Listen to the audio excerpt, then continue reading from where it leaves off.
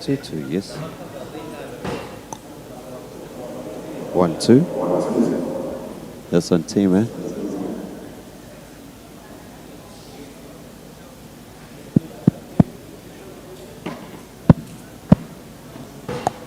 Sound check. 1, 2, yes. 1, 2. 1, 2. 1, 2. Sound check. Yes, yes, yes. 1, 2, yes. 1, 2, yes. 1, 2, 2, 2, 2. 2, yes. 2, yes. 1, 2.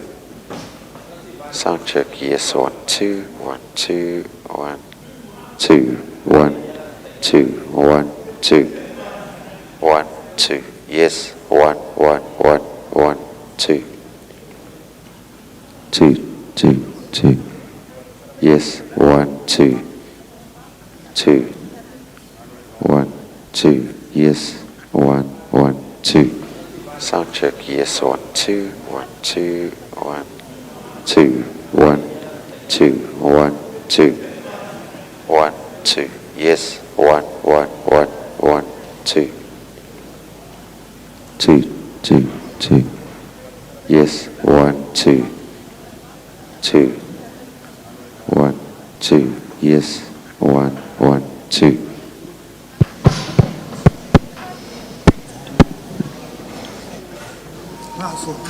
谢谢啊。2, yes. 1, 2. Sound check. 1, 2. Yes. 1, 2. Yes. 1, 2. 1, 2. 1, 1, 1, 1, 2. Yeah. 1. 谢谢啊。 2, yes. 1, 2. Sound check. 1, 1, 1, 1, 1, 1, 1, 1, 1, 1, 1, 1, 2. Yeah. Yes. 1, 1, 1. 1, 2. Yes. 1, 2. 1, 2. 1, 1, 1, 1, 2. Yeah. 1. 1, 1, 1. 1, 1, 1, 1, 1, 1, 1, 1, 1, 1, 1, 1, 2. Yeah. 1, 1, 1.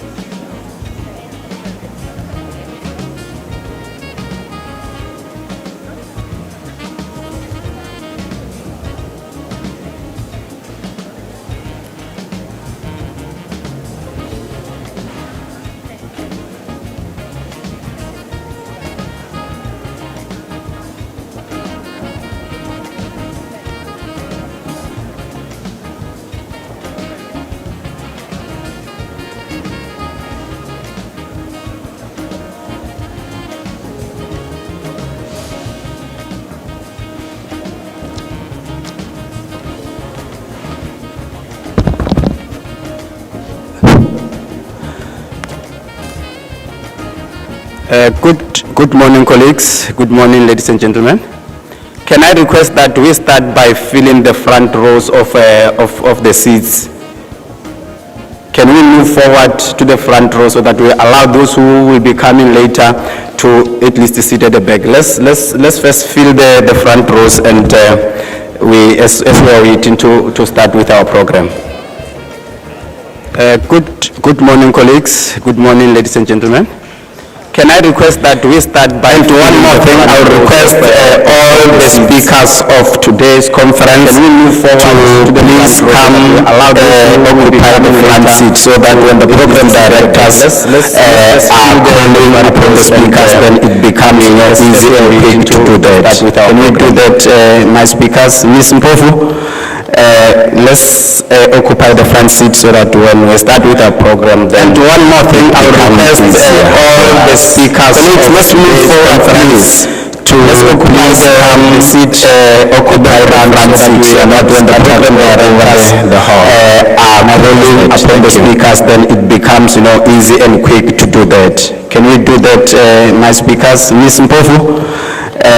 Let's occupy the front seat so that when we start with our program, then it becomes easier for us. Colleagues, let's move forward, please. Let's occupy the seat at the front so that we are not scattered all over the hall. Can I request that? Thank you.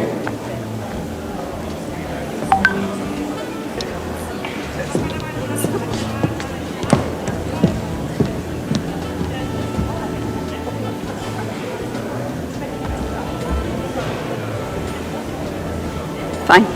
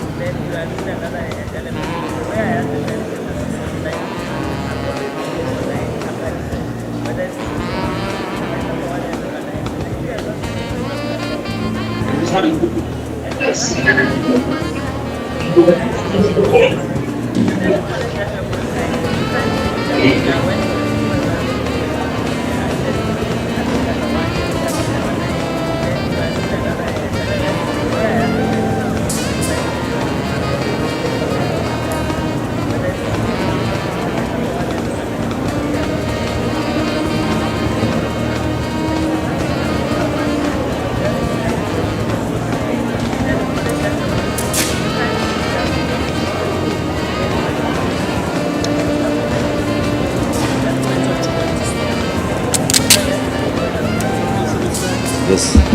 Yeah. So hold ya. Let's do this. Right.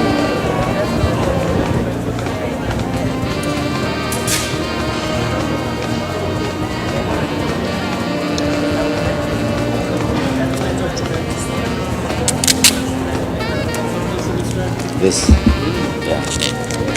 So hold ya. Let's do this. Right.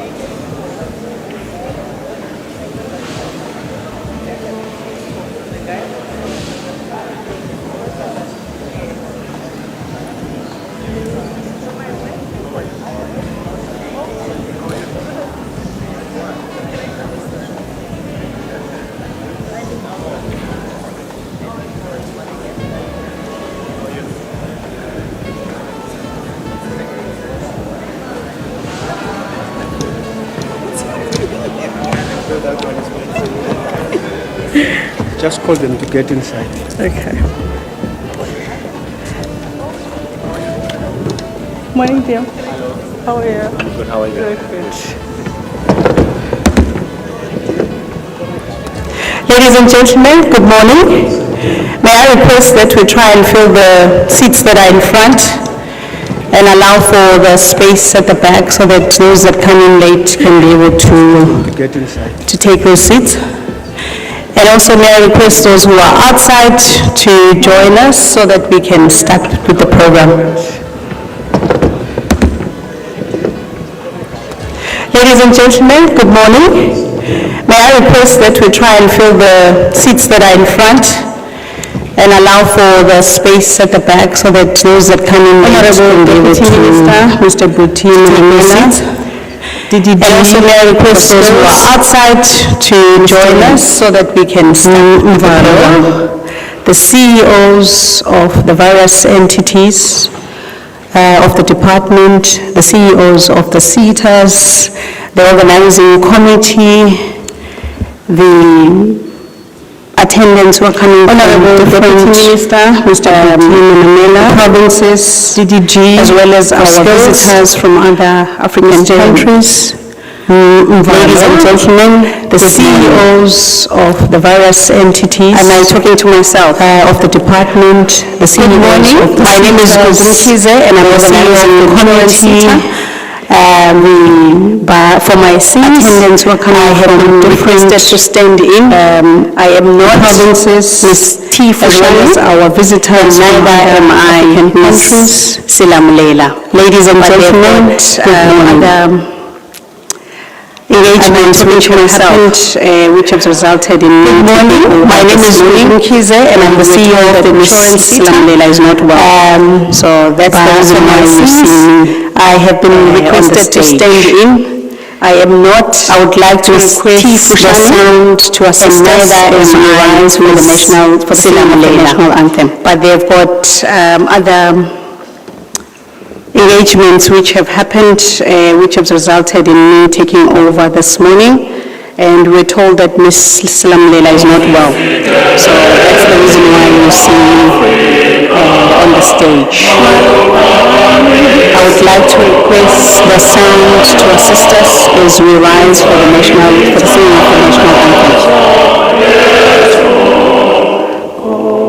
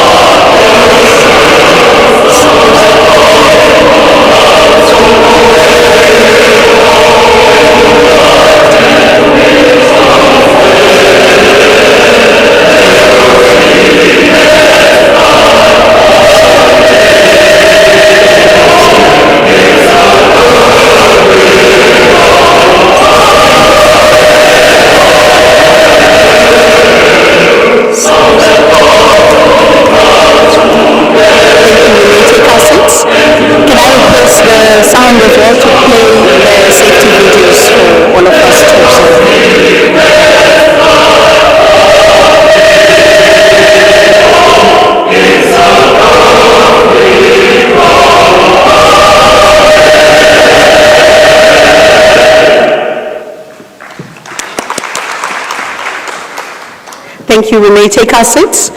Can I request the sound as well to play the safety videos for all of us to observe?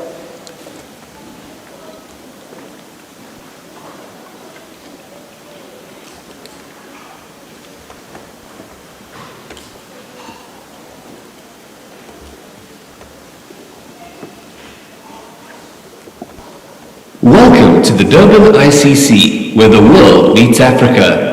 As a leading world-class events facility, we make your safety our #1 priority. Please give us your attention for a few minutes to take you through some important health and safety information.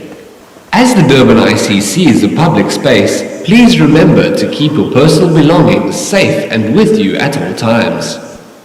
Welcome to the Durban ICC, where the world meets Africa.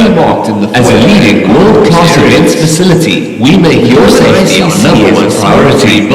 Please give us your attention for a few minutes to take you through some important health and safety information opposite the concourse. As the Durban ICC use of these areas, please remember to keep your personal belongings in the event of a medical emergency. Please dial the emergency number many 031 to use around the venue. They are 1111 for assistance areas. The Durban ICC is a very simple emergency evacuation plan, but we do have clearly marked smoking zones outside the main entrance, trained but will be there to assist you in following this plan. Please make use of these areas in the event of an evacuation. An announcement will be made in the event of a medical emergency. Please dial the emergency number to the nearest emergency exit in the concourse area. 1111 for assistance. Security guards and the marshals will also direct you out of the evacuation plan. Please do not use any lifts or escalators in the event of an emergency and will be there to assist you in following. You will be directed to the nearest assembly point by the evacuation. An announcement will be made to leave the venue. Please remain calm and walk swiftly to the nearest emergency exit in the concourse area. These exit doors are clearly marked. Security guards and the marshals will also help direct you out of the building. Please do not use any lifts or escalators in the event of an emergency. Once outside, you will be directed to the nearest assembly It's the point Artisan by the Development marshals and for safety. Apprenticeship Please wait. Conference under the theme Skills Change Life. We were supposed to start at 9 o'clock, and unfortunately, event. we are running an hour behind.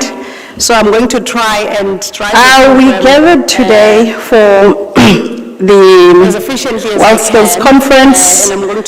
It's the Artisan Development and Apprenticeship Conference under the theme Skills Change Life. And try to shorten their... We were supposed to start at 9 o'clock, and unfortunately, we are running an hour behind. So I'm going to try and strive the program, addressing us virtually as well as face-to-face, as efficiently as I can. And I'm going to request also the speakers who will, different speakers who will be coming through to also help me to help them, and try to shorten their speeches. We do have a jam-packed program consisting of a number of speakers who will be addressing us virtually as well as face-to-face.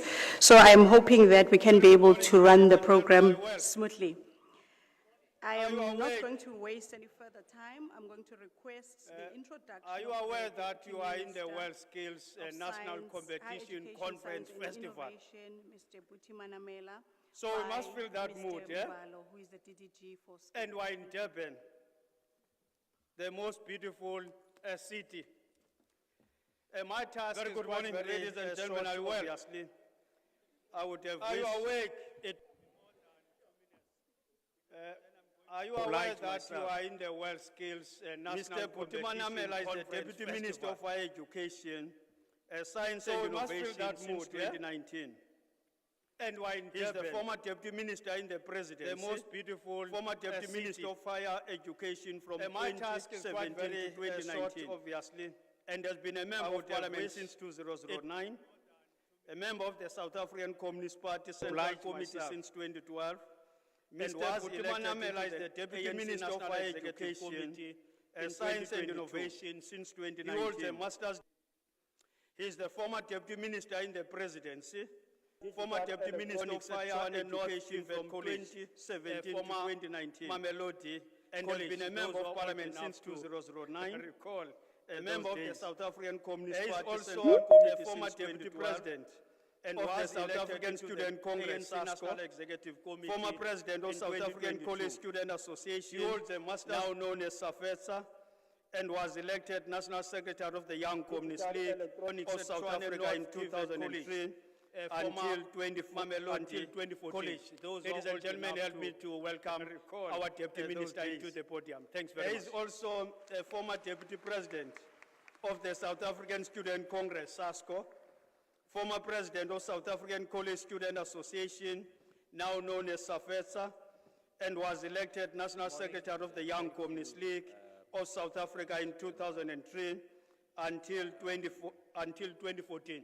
Ladies and gentlemen, help me to welcome our Deputy Minister into the podium. Thanks very much. And greetings to all the delegates who are here at this World Skills Conference.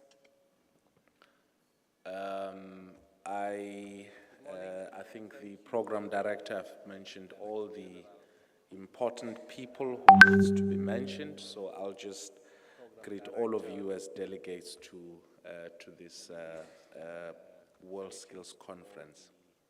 Delegates who are here. Our post-school education and training system is required to respond to the needs of the economy and the labor market. I think the program director has mentioned all the. This is done in collaboration with various stakeholders, so education and training authorities, greet all of you as technical vocational education and training colleges, organized business, organized labor, and many other stakeholders. Our post-school education and training system is required. Last year, our minister launched the National Plan for Post-School Education and the Labor Market. This plan set out a roadmap for implementing. This is done in collaboration with various stakeholders such as sector education and training authorities, the center of the technical vocational education and training colleges, amongst others, organized business, organized labor, and opportunity, and many other stakeholders. Our department plays. Last year, our minister launched driving role.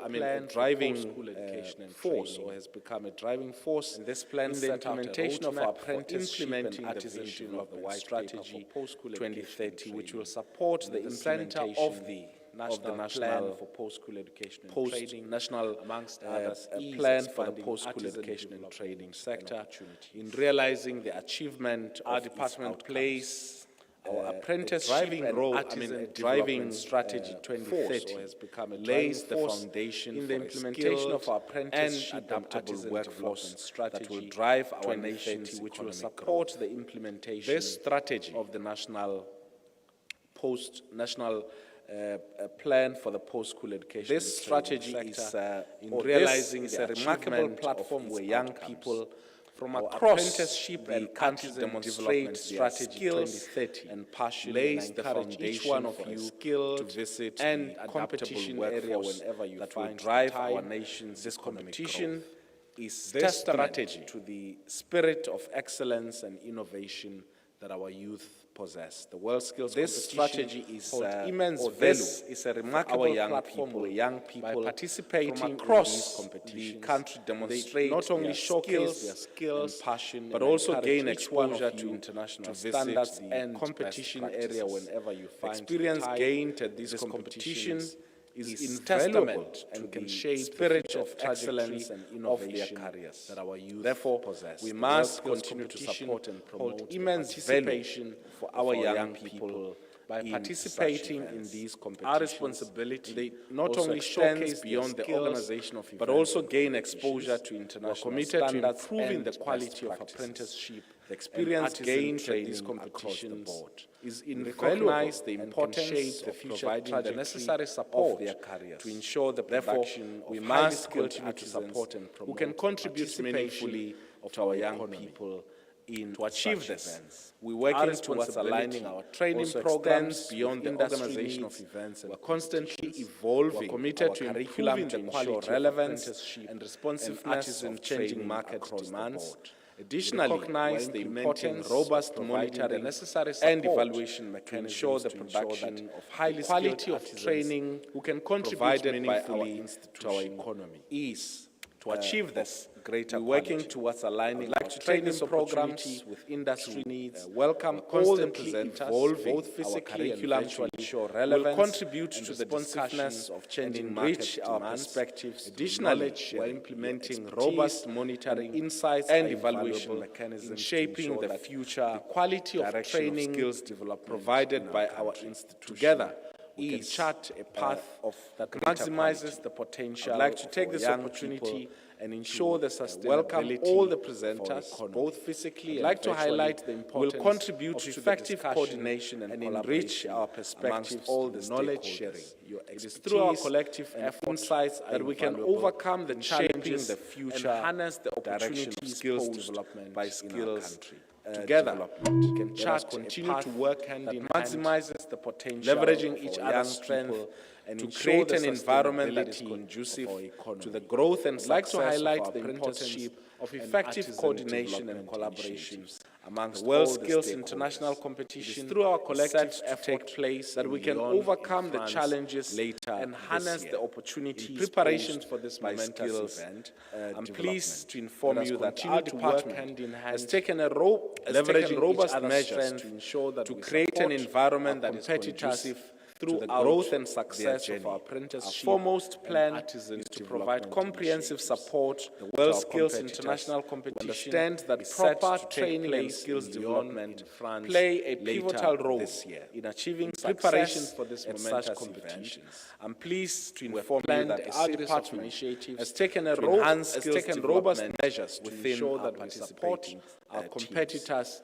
We will organize workshops and training sessions led by industry experts, comprehensive support and experienced professional competitors for our national understand that proper training and skills development sessions will play a pivotal role in their technical skills success at such competition. Of honing the technical skills of our competitors and preparing them for the challenges they will face within our participating. Our goal is to equip them. We will organize workshops and training sessions, excel in industry experts and experience. I'm also aware of the tremendous national competition possessed by the delegates. These sessions will focus on dedication to technical skills and training, undoubtedly honing the technical skills of our competitors and preparing them for the challenges they will face. Encourage every one of you to actively participate. Our goal is to equip them with the knowledge and expertise needed, sharing your valuable insights and experiences. And also aware of the collaboration and exchange of ideas possessed by the delegates to achieve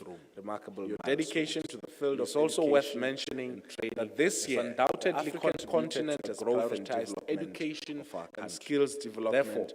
Following the every one of you to actively participate in fruitful deliberations through assembly of heads, sharing your valuable insights and experiences. Education is through collaboration and exchange of ideas that we can be able to achieve educate an African fit. It is also worth mentioning that this year, building resilient continent has resilient education systems and skills increased access following the inclusive, lifelong, quality and relevant learning. The African Union Assembly of Heads resonates with the spirit and objectives of the World Skills Competition for the year 2024. Our continent has a responsibility to ensure that young African fit equipped for the 21st relevant century and skills, building resilience for resilient education systems for increased access. I also point out inclusive that this lifelong is such a relevant interesting coincidence that the AU, which was officially resonates with the spirit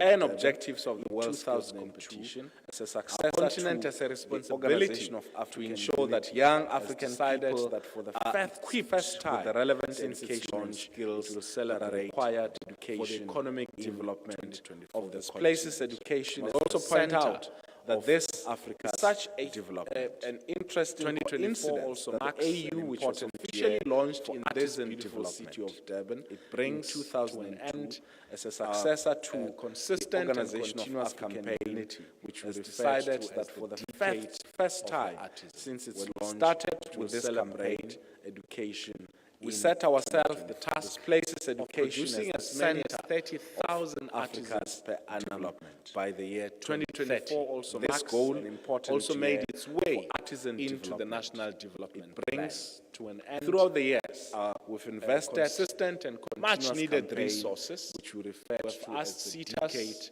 to prioritize. When we started with this campaign, we've built. We set ourselves the task of producing as many as 30,000 one trade center in the country by the year which was 30. This goal also made its way today into the national development plan. As many throughout the year 16, we've invested 35 much needed resources throughout us CETAs to prioritize this. The training of bolstered. We've built trade centers throughout producing 30,000 artisans. We had only one trade center in the country, which was that this year marks the end of. So today we can boast as many that we need to reflect on the progress and 35 trade centers made over throughout.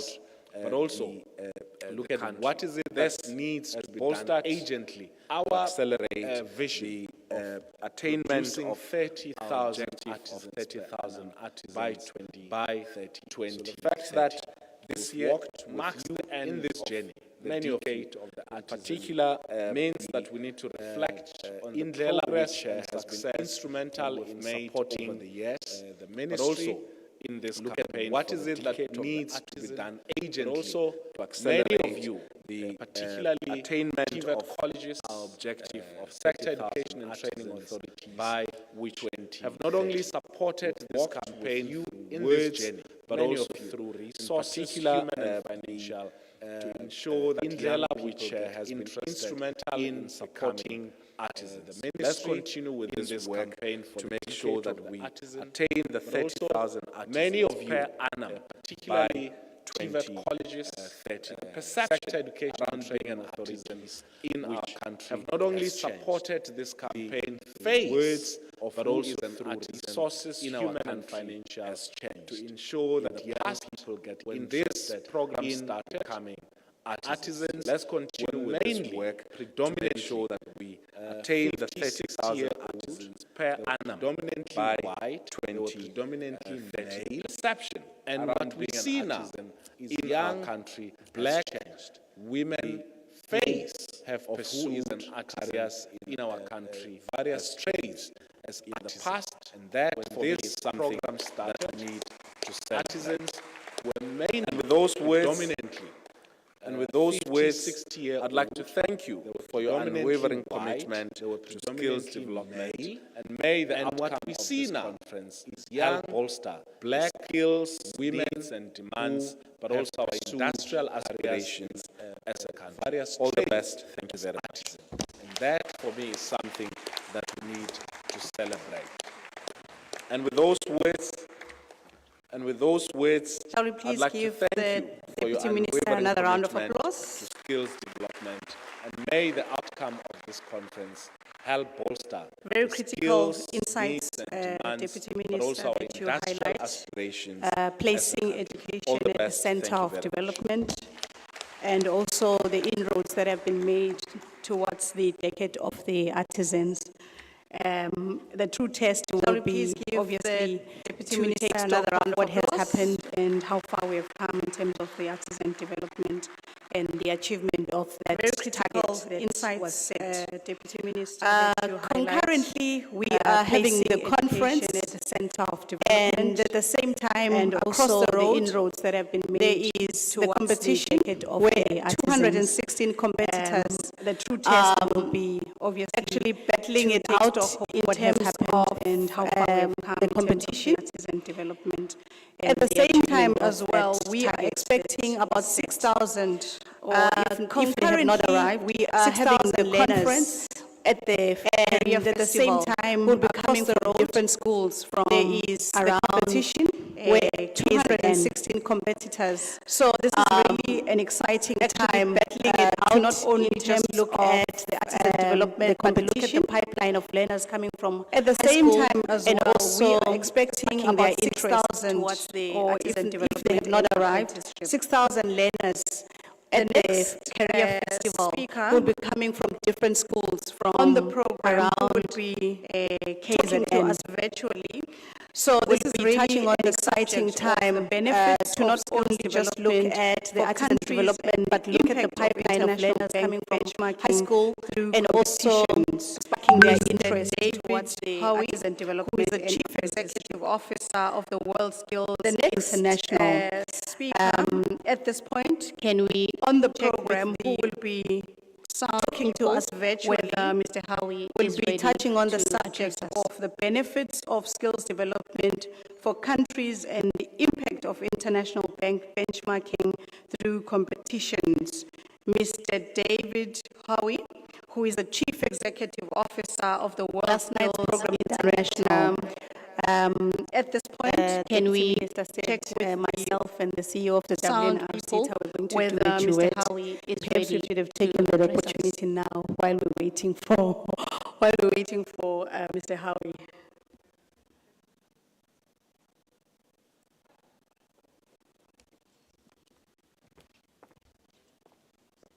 Last night's program director, Deputy Minister said myself and the CEO of the WNRC how we're going to do a duet. The Deputy Minister will be leaving us shortly. He has another prior engagement in Johannesburg. So when you see him descending the stage, please do not be alarmed. He has another prior engagement. But we thank you, Deputy Minister, for availing yourself. Oh, the Cabinet Lekgotla. Appreciate your presence. Thank you.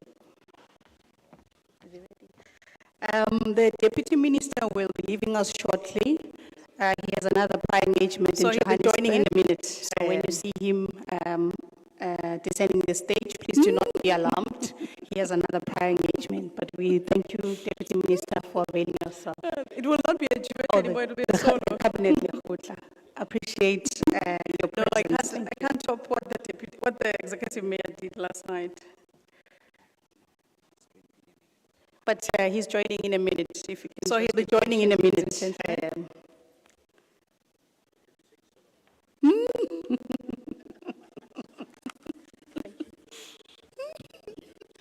It will not be a duet anymore. It will be a solo.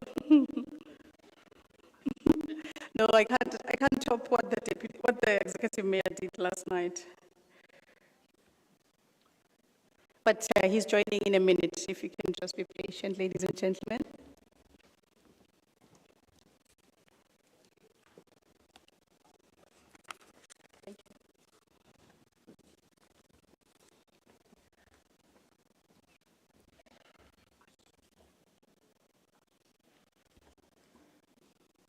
Sound people, are you winning?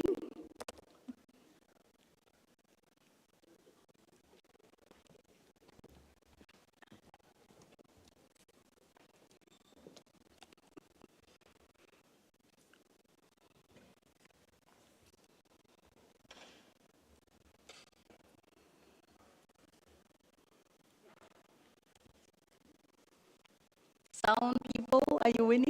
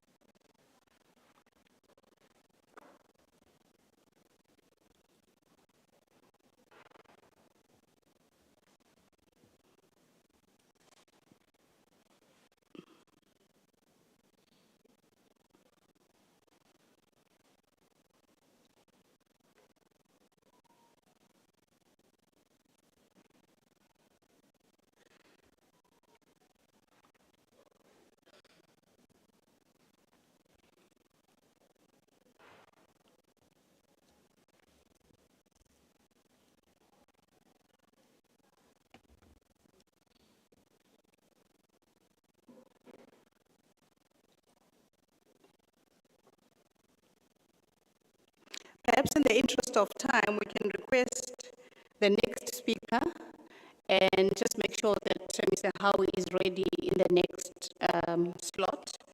So without further ado, I'm going to request on the topic of a spending review of the Artisan Development Program in South Africa, Ms. Amanda Jetsing to address us. She is the long-term advisor of Government Technical Advisory Center. The next speaker, and just make sure that Mr. Howie is ready in the next slot. So without further ado, I'm going to request on the topic of a spending review of the Artisan Development Program in South Africa, Ms. Amanda Jetsing to address us. She is the long-term advisor, Government Technical Advisory Center. Please ascend the stage. Anyone? No? Okay. So I've got the warm-up act for David, who will be coming in a short while once we have sorted out the connectivity issues. Good morning, everyone. Madam Sawubona. Thank you very much for the stage and for allowing me to share some of the research findings from GTAC. My name is So I've got the warm-up act for David, who will be coming in a short while once we have sorted out the connectivity issues. So technical advisory service. Thank you very much to the National Trade Stage and for allowing me to share some of the research findings from GTAC. So my name is Amanda Jetsing here, and I'm nervous, so you hopefully will bear with GTAC. So I'm going to start by talking about a couple of technical advisory. I'm going to give you the macro picture around how much the National Treasury on the Artisan Development Program in South Africa. What are we spending on? And so what are we producing? Delegates here has about nervous, so you hopefully will bear with me by framing the national start by mapping about a couple of things, a better sense of the artisan development program in around how much we're spending on the artisan development program in discussions in the breakaway group. What are we spending on? So and what are we producing? Presentation has artisans in this country. And I'm going to cover by framing this national picture or this macro picture. It will give you a better sense of the Artisan South Africa program in your country, history in this country, and some nuggets happen for discussions in the breakaway. I'm going to talk about the demand and supply. I'm going to start with a presentation research that was done by the Department of Higher Education and Training as well as GTAC, looking at how much are we producing of artisan development in South Africa, and also looking at history, employment rates, and how these artisans get absorbed. I'm going to talk about the demand and supply. Then I'm going to talk about some of the research MUDAs done by the Department of Higher Education and Training as well as it's kind of important looking at how much are we producing. So we're going to look at how much we're spending on artisan development, looking at an artisan development in the education and training artisans is quite a unique arrangement because unlike other areas of the education system, it's mostly government in South Africa, basically, because, you know, you have here runs the world and it's kind of four sources of funding programs, right? Both the public and private. So we're going to look at how much we're spending on artisan and several other institutions. Artisan development in the education and training system is quite a unique arrangement because you'll find unlike other areas of the education system where it's mostly in government and basic education. You have here a combination of different sources of funding. In fact, from both the public and everyone's from government and from employers and several other institutions. Yeah. And finally, some field work that was done for this building recommendation for hopefully National Conference Center. Who do you think did it? Okay, so let's say it again, louder. Artisans. Artisans have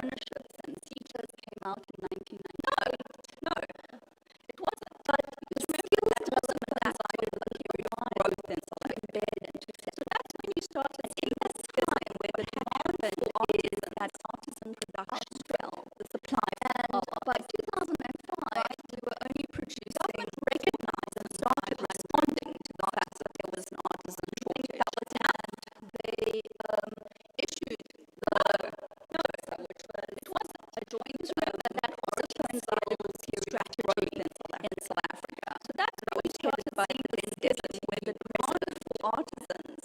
The aim of that policy was to try to revive and kickstart artisan government recognized and maybe responding to the fact that there was an artisan shortage. 2007, we have issued a series of policies that sort of prioritize to push that strategy in South Africa. And if everyone probably in here, hopefully, is in the 2020, the aim of that policy was realized revive and kickstart artisan shortage development and training artisans in this country. In 2007, what we have to deliver are this series of construction and infrastructure projects sort of that try to push that forward, committed to. And if everyone probably here hopefully remember reform in 2009, another reform comes in, and this is when the Department of Higher Education is established and it's separated. The policy decision is to separate basic education and higher education and we established a Department of Higher Education and Training that brings subsequently under its umbrella. 2009, another key reform comes in, and this is when the Department of Higher Education is established. Then we've had the policy decision is to separate all the education and higher education, the policy and we established a Department of Higher Education and Training that must ways that accelerate artisan production. So the NDT gives us a target of 30,000 artisans annually, and etc. And then we've had Cargo that was put in place. And again, all these are marginal reform, and the last thing they must announce is the release of national, you must invest in we must look at ways to accelerate artisan production. Reform, the NDT gives us a target of 30,000 ways that annually, never from a target perspective, when you streamline something,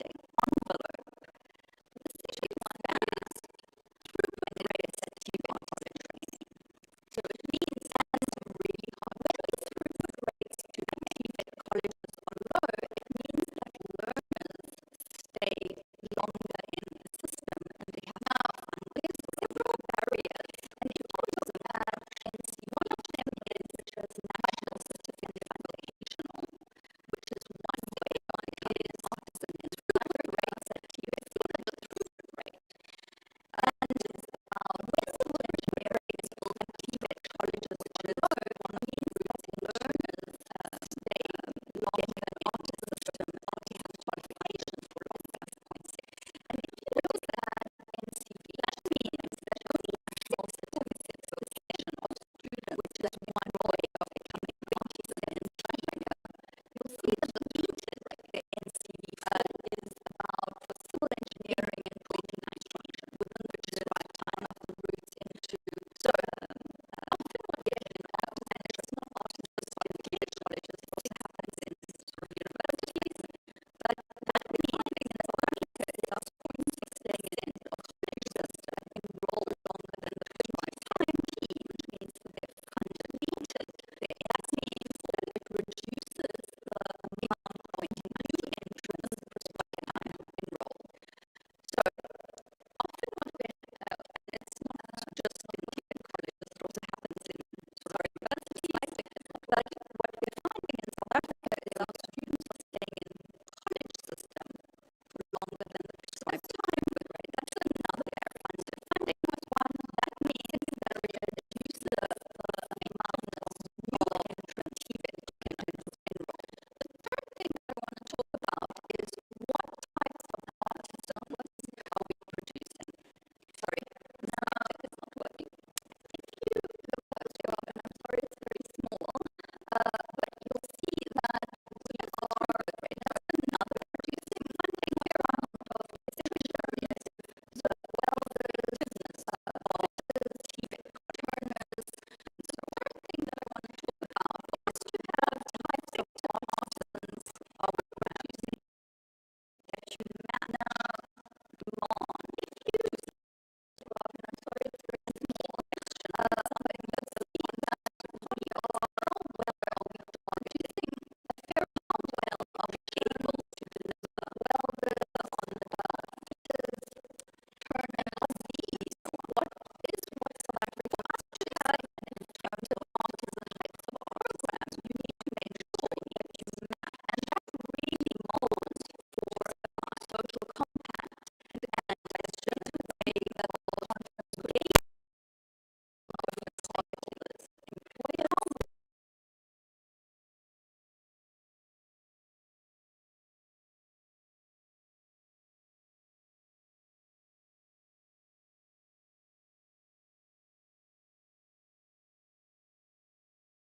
employers, what industry needs and their age that profile really and gender profile for a bigger social compact, and a better way of engaging between different stakeholders. Is a very employers, government, because and what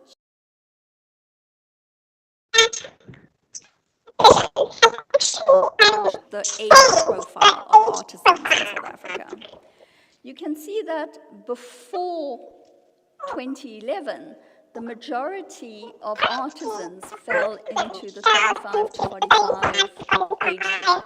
We weren't really training young people. And part of the reason for this is because what was happening to youth is, and partly due to the inefficiency of the education system as a whole, is that youth were going to finish their national certificate, which meant they were 18 or 19 when they were graduating.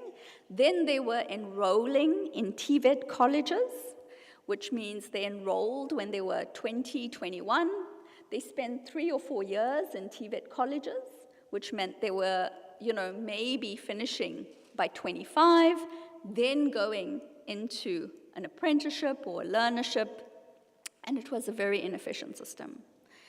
But part of what the DHET has done is streamline that process. So what we have now is young people entering the artisan pathway much earlier.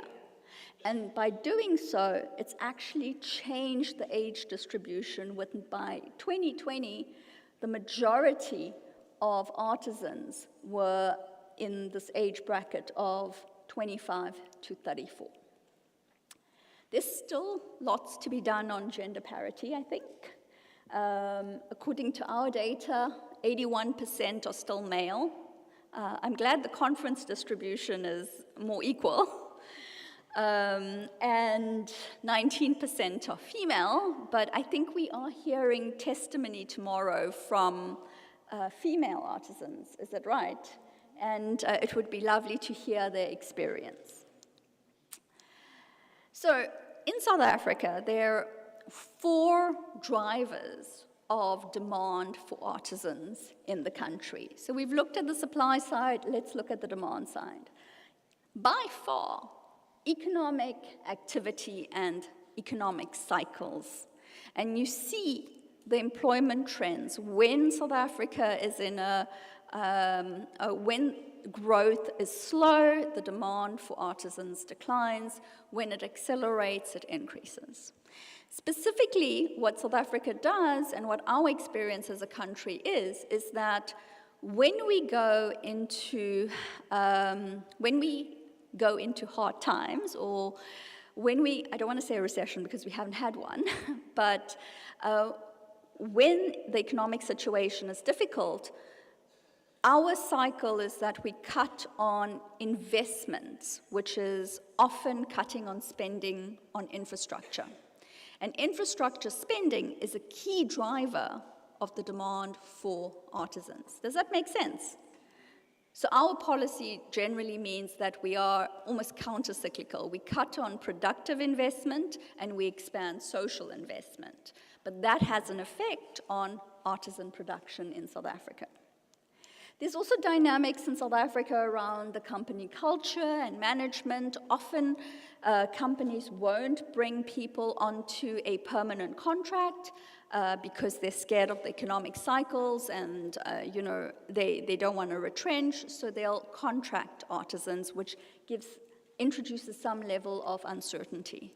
The future of work is changing. We know that certain artisan trades are now using using much more technology, and that artisans need to be upskilled to use that. And obviously, qualifications is a major issue in South Africa. Right. So there's good news, actually, with artisans. And in a country where almost 60% of the youth are unemployed, this is very good news. So the studies show that 63% of qualified artisans find employment.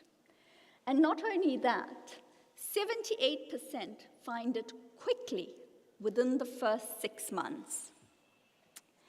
And lastly, we know that artisans do have some level of uncertainty because 83% of them are on contract, right?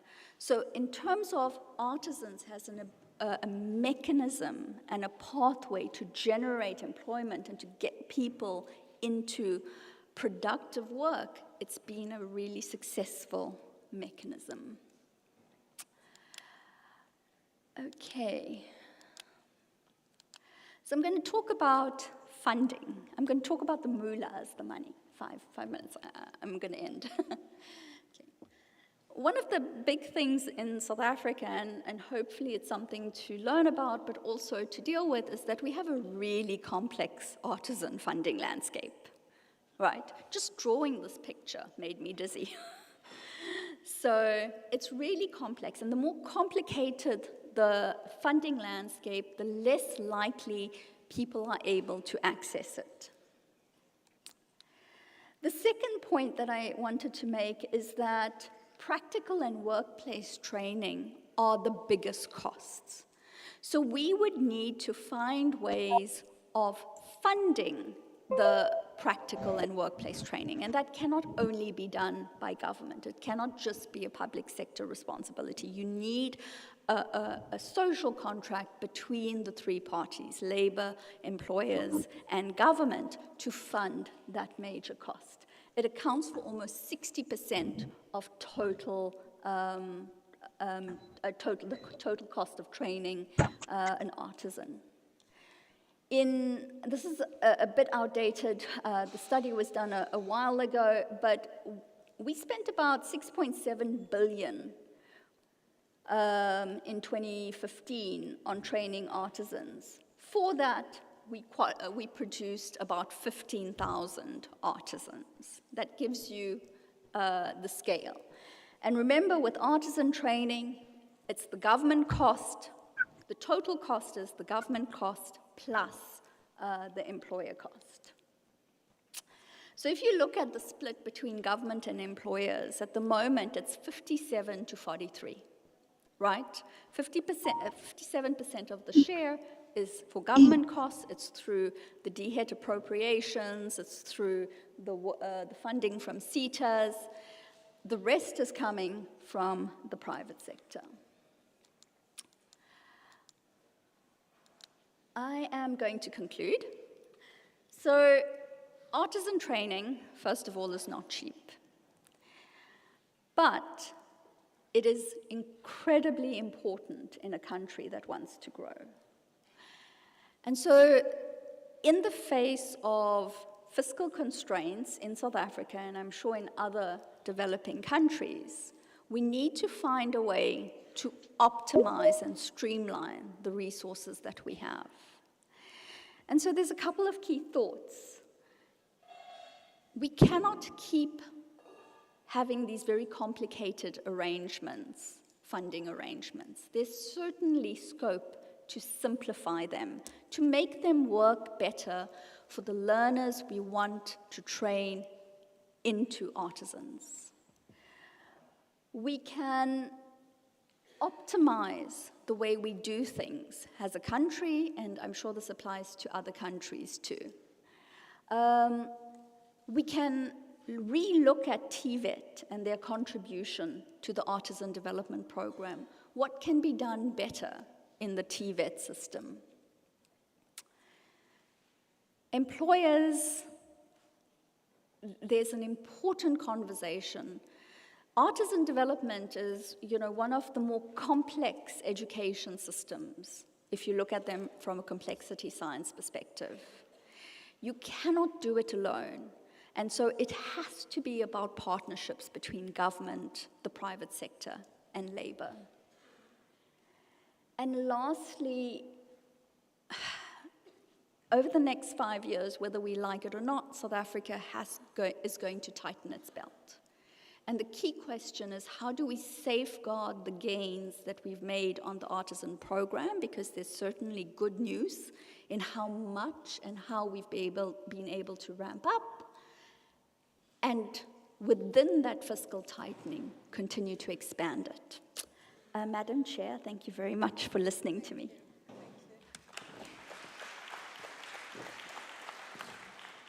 Is this yours? Yeah, thank you so much. Thanks. Well done. Thank you. Another round of applause. Thank you so much. I'm hoping that we are ready for Mr. Howie. We have redeemed the time, so I'm hoping that we're ready. Are we? I am here.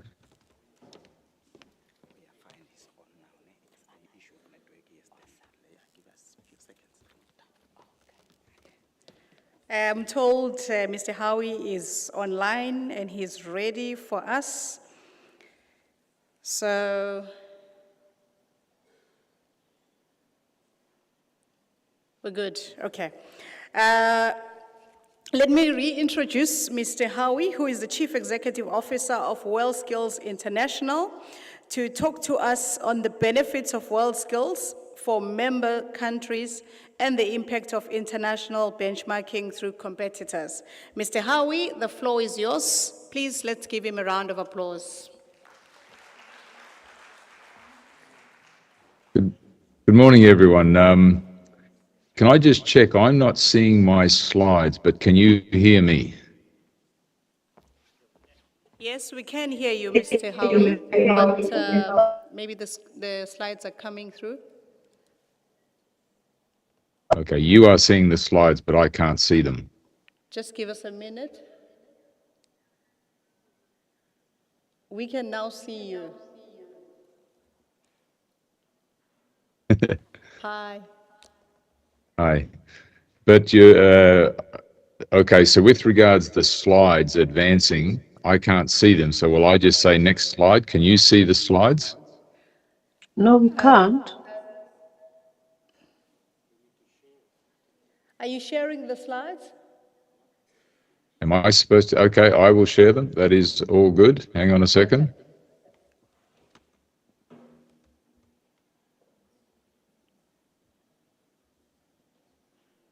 We can't even see you, Program Director.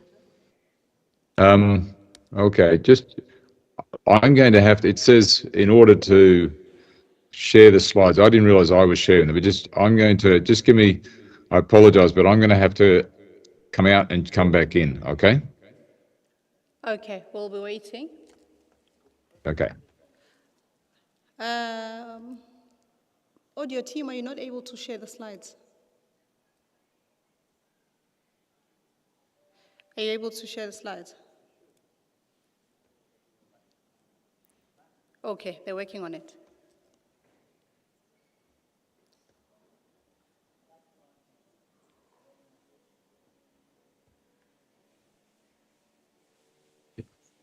Is that working now?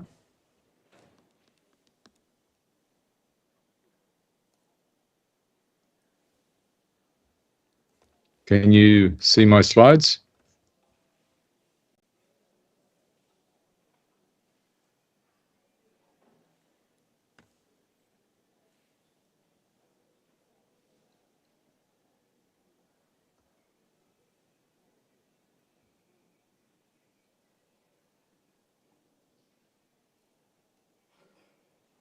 Are you seeing my slides? No.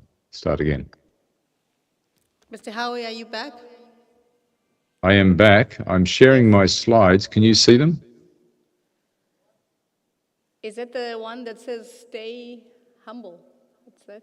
No. Stay tuned. No, mine says skills change lives.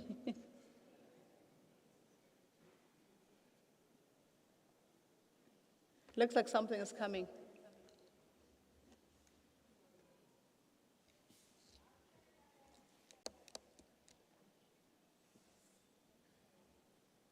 I'm sharing my screen, but I probably don't have permission at your end for you to see them. Okay. It's a tech issue at your end. All right.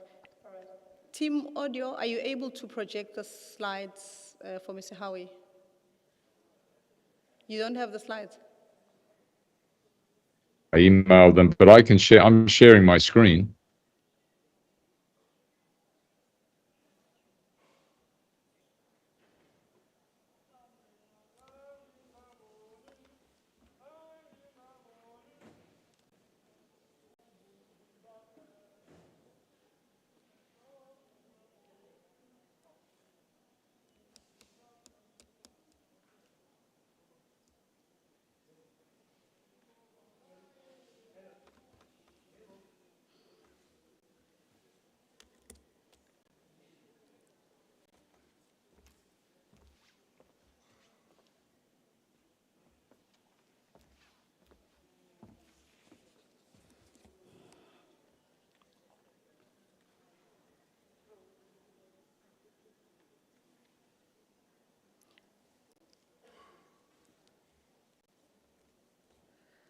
Is it possible to give me Team Audio, permission to please share talk my to me. screen?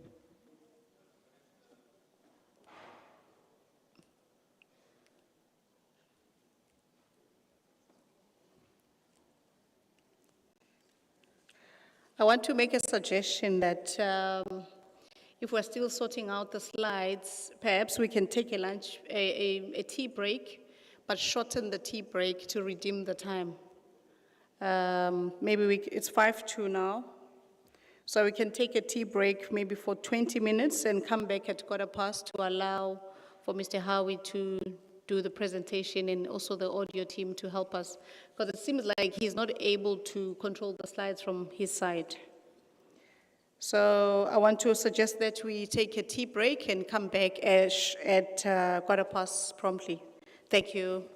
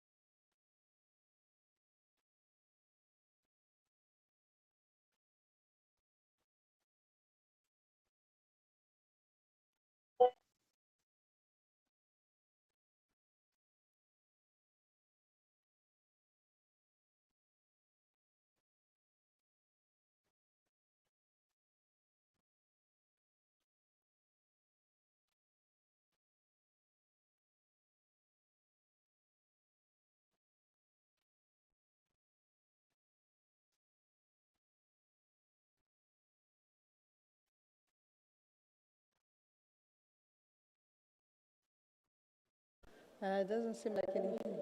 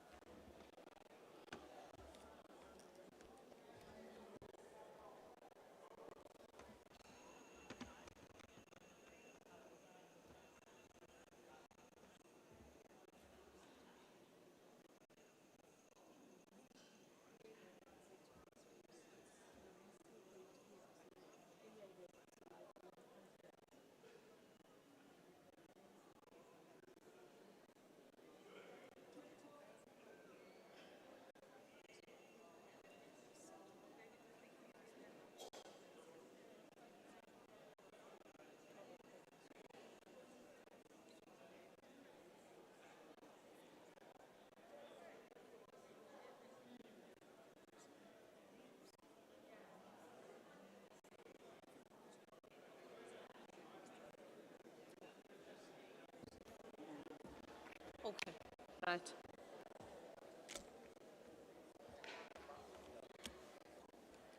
Mr. Howie, I'm going to try one last time. If we're unable to connect, I think we need to move with the program.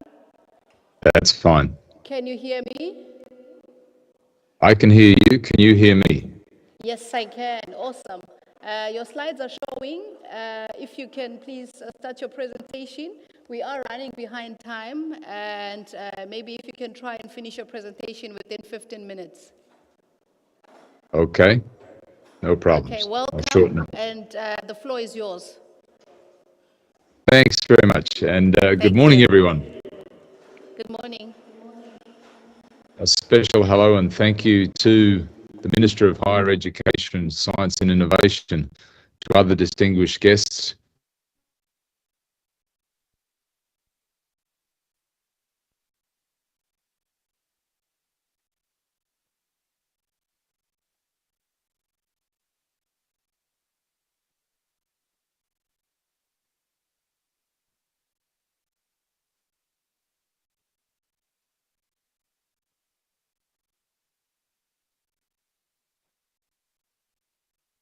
Information and ideas with you this morning under the theme of skills change lives.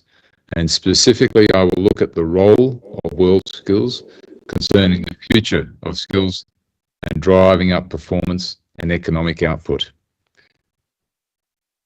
I'm not sure if you're all aware of our beginnings, but it all started in post-war Europe in 1950 when a handful of young Spanish and Portuguese apprentices came together in Madrid as the first competition. In 1990, South Africa joined WorldSkills as our 22nd member. And fast forward to today, and WorldSkills is now a global movement. It's a global organization with 86 member countries and regions, with our member being the body or agency responsible for the promotion of VET, effectively putting WorldSkills as a gateway to every VET system in the world.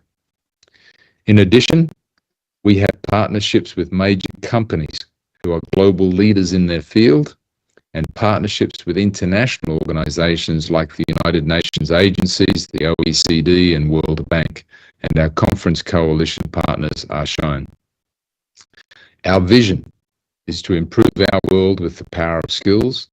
Our mission is to raise the profile and recognition of skilled people and show how important skills are in achieving economic growth and personal success. And our position is we are the global hub for skills excellence. And we describe our ambitions in 3 building blocks.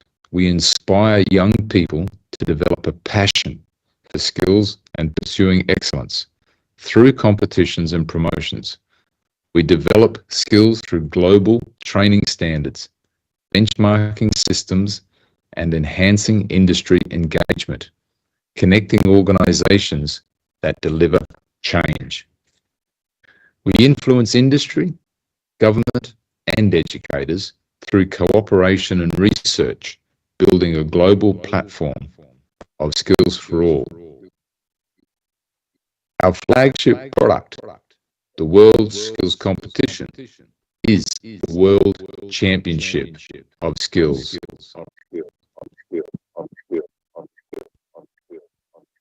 In the same way that the Olympics recognise sporting excellence, we recognise skills excellence on the world stage.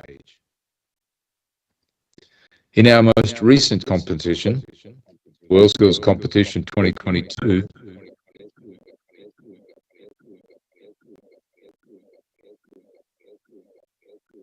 someone needs to mute the guest.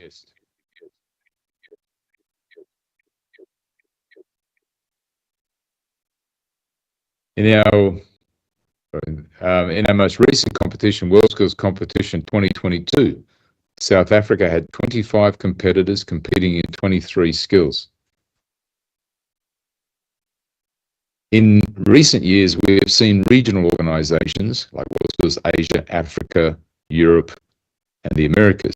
And in World Skills Africa, Swakopmund 2022, great performance from South Africa. I won't talk about this now because Ms. Unami Dube will talk specifically about World Skills Africa later in today's program. Skills competitions. The process and benefits of skill competitions are well proven. One important point about our membership is that we don't chase membership and ask countries to join. They have come to us because of our important and unique value proposition. 86 countries have joined. This slide summarises that value proposition. Skills competitions attract young people to VET. Skills competitions ensure VET provision keeps pace with industry and technology change.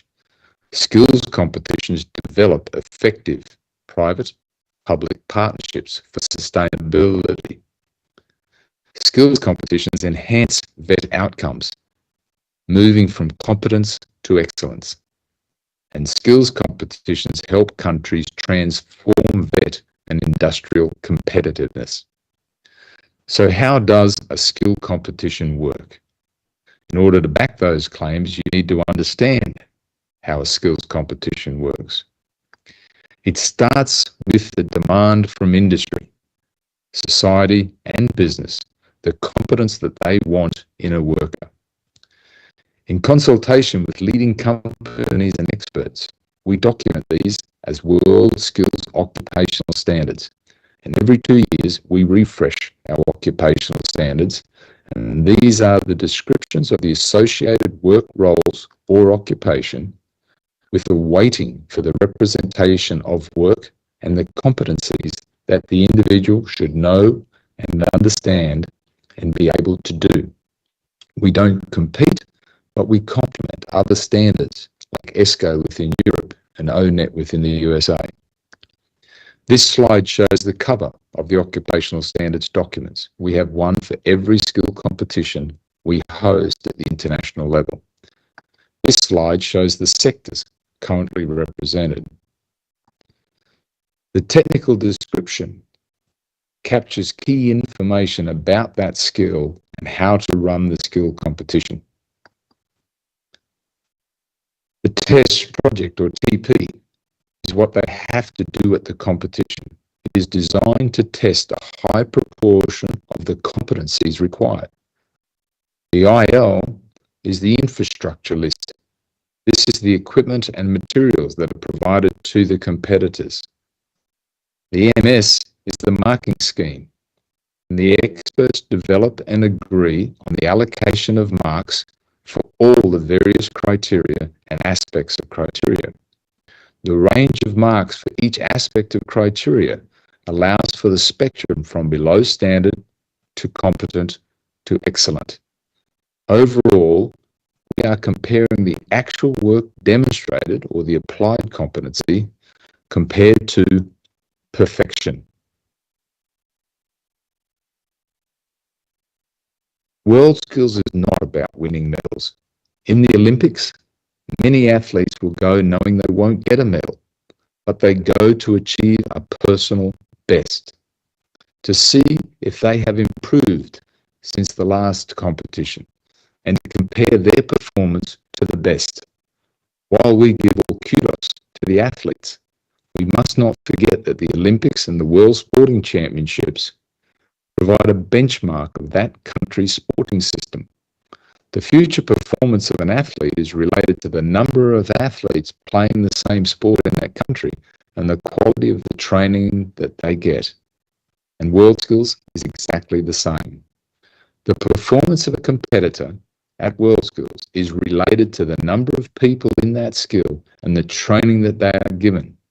The more people going into a skill helps fill demand, and their competency links to productivity and competitiveness. Because our competitions are based on industry's demands, World Skills provides benchmarking of workforce readiness. VET is totally about workforce readiness. That is, when an individual leaves the VET system, can they enter the workforce and immediately produce, or do they still need on-the-job training? This helps address the objective of reducing the gap between learning outcomes and the needs of companies, industry, and business. Another important part of the benefit is the feedback process for experts to take their learnings from the competition back to their home country. Let me use Finland as an example. Finland is recognised as having one of the best education systems in the world. Their World Skills experts are part of their review process for their national curricula and occupational standards. After every World Skills competition, the Finnish experts sit with their colleagues and review their current system against what they learn at World Skills and make the necessary adjustments. This strives to keep their education system aligned with industry demand and world's best practice. Another important element of the benchmarking is using the World Skills Test Project and marking schemes and medal results. After the competition, we provide the test project and the marking schemes for download to everyone. Interestingly, we have downloads registered to over 130 countries. We also provide the marks of the top performing competitors in each skill to allow members and guests to compare their own performance against the world's best. So, for example, if you had a welding school in Johannesburg, you could get every student at some stage through their course to do the World Skills Test Project and then mark them according to the World Skills marking scheme. You could then compare your best student to the world's best, your average student to the average at World Skills, and this provides a benchmarking of how your teaching and training in preparation of them stacks up against the performance of the world's best. I'd now like to share some results and impact from running skills competitions. I have selected some slides from Skills Finland and their Ministry of Education. Finland hosted World Skills Helsinki in 2005. Now, while it is almost 20 years ago, it was the first of our competitions as we professionalised our organisation, and the Finns have produced good data and review. But this same concept applies to all our competitions since. This graph shows the number of registrations for all students in general and vocational upper secondary education. If you look at the bottom, you see that there was a steady decline in VET registrations, which obviously was very concerning to them. The bottom starts at year 1998. They hosted the World Skills competition in 2005, and you can see the steady increase in VET registrations after the competition. 3 years after the competition, they shared the results on this slide from the ministry. Enrolments in VET had gone from 36% to 44%. These are tomorrow's skilled workers that are essential to Finnish society, their companies, and their country. A serendipitous benefit mentioned on the bottom right is that while kids may not have chosen to go into vet or university, they stayed in education longer. 2 points from this slide. Young people interested in vet increased yearly, an increase of nearly 20% over the 5 years following the competition of students applying to enter vet. This next slide highlights that vet is seen as an equal pathway. One of our key objectives is to show young people that a career in the skills, trades and technologies is a very good first choice career option alongside university. Too many countries see vet as secondary or lesser than university. Let's now introduce another key element of skills competitions.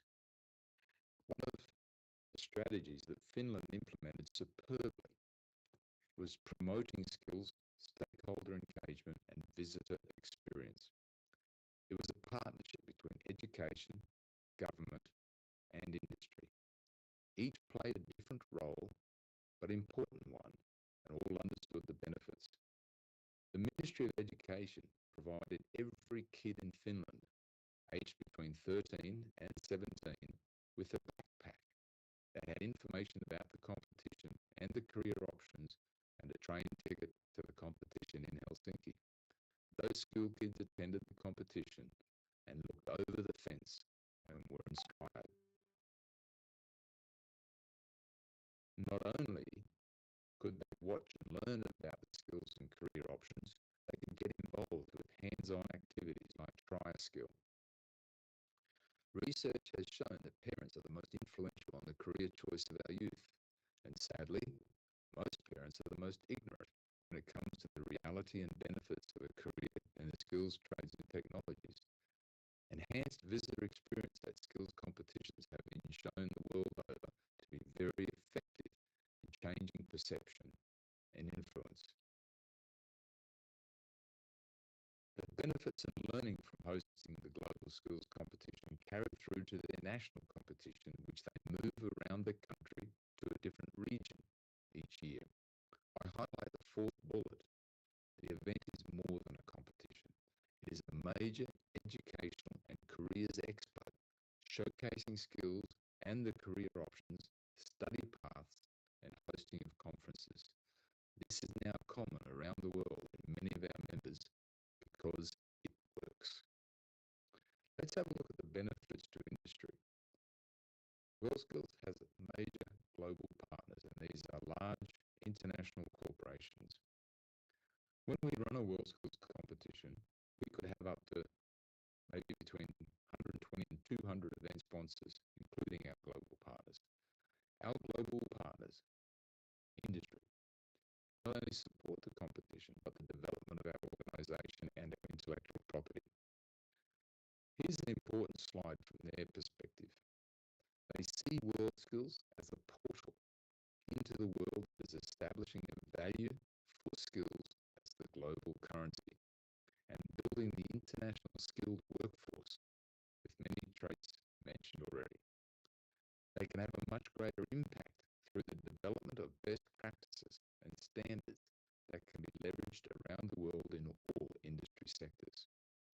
They believe future economic health is dependent on the skilled workforce. And simply put, there is no economy without skilled workers. It is much more than a marketing exercise for companies. It is building their future business and their future workforce, and it links them to the learning outcomes of the vet institutes. It has many elements of corporate social responsibility. I start finishing out now. For employers and industry, skills competitions have the fundamental benefits of potentially raising the performance, the quality, and productivity of their business and the wider industry. Competition activity can both develop vocational skills and enhance capacity in skills and attributes valued by employers, such as teamwork, prioritization, time management, judgment, and working under pressure. They have the potential to identify the best performer at work who knows the cost of an error, understands the importance of accuracy, is self-reliant, and able to deal positively with challenges and making decisions.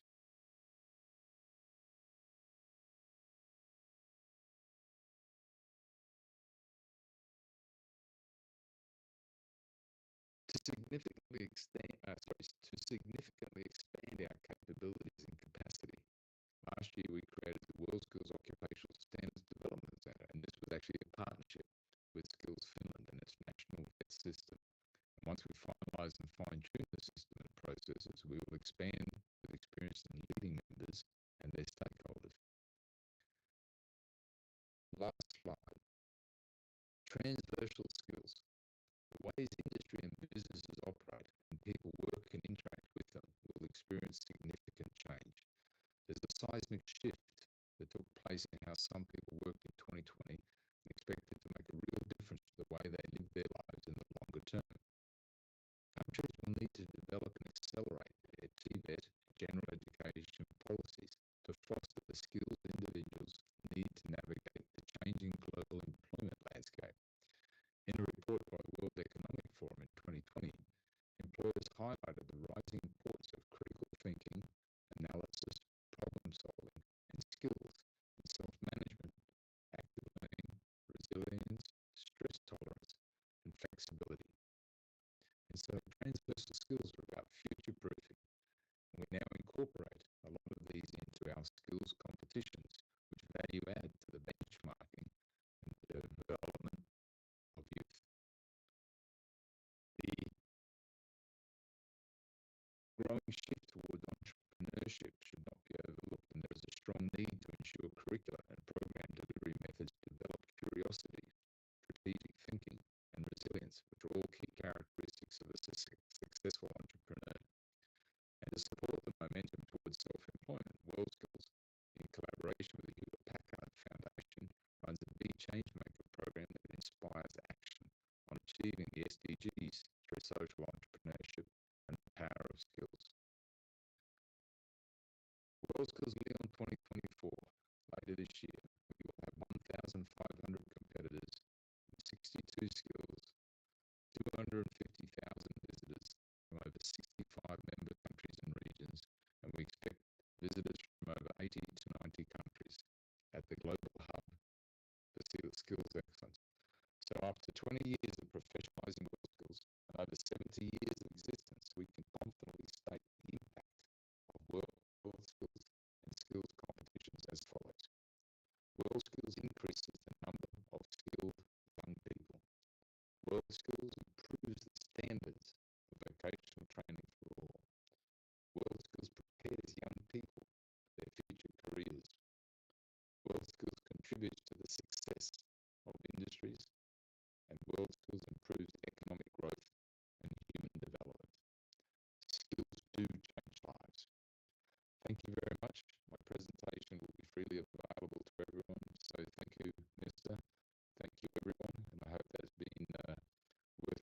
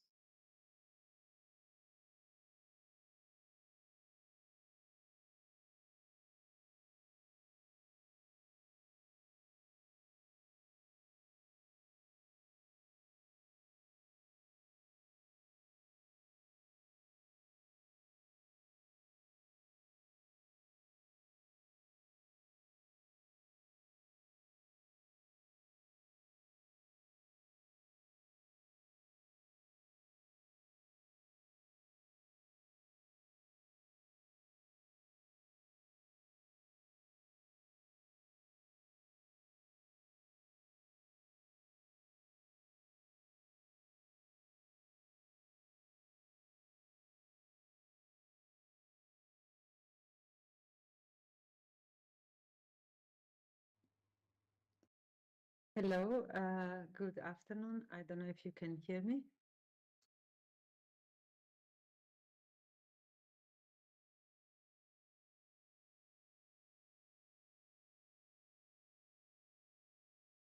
Yes, thank you, David.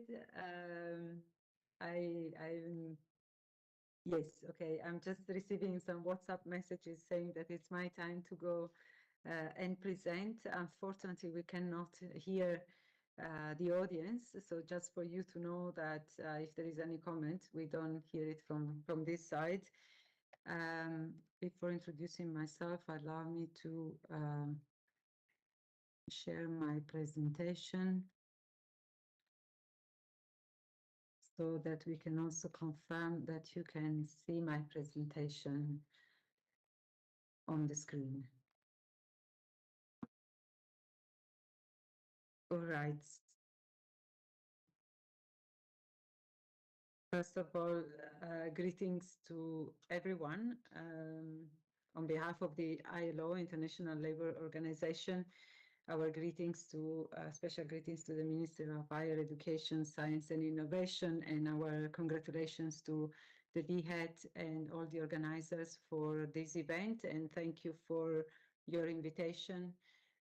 I also would like to appreciate the flexibility in allowing me to come into the program a bit earlier than expected.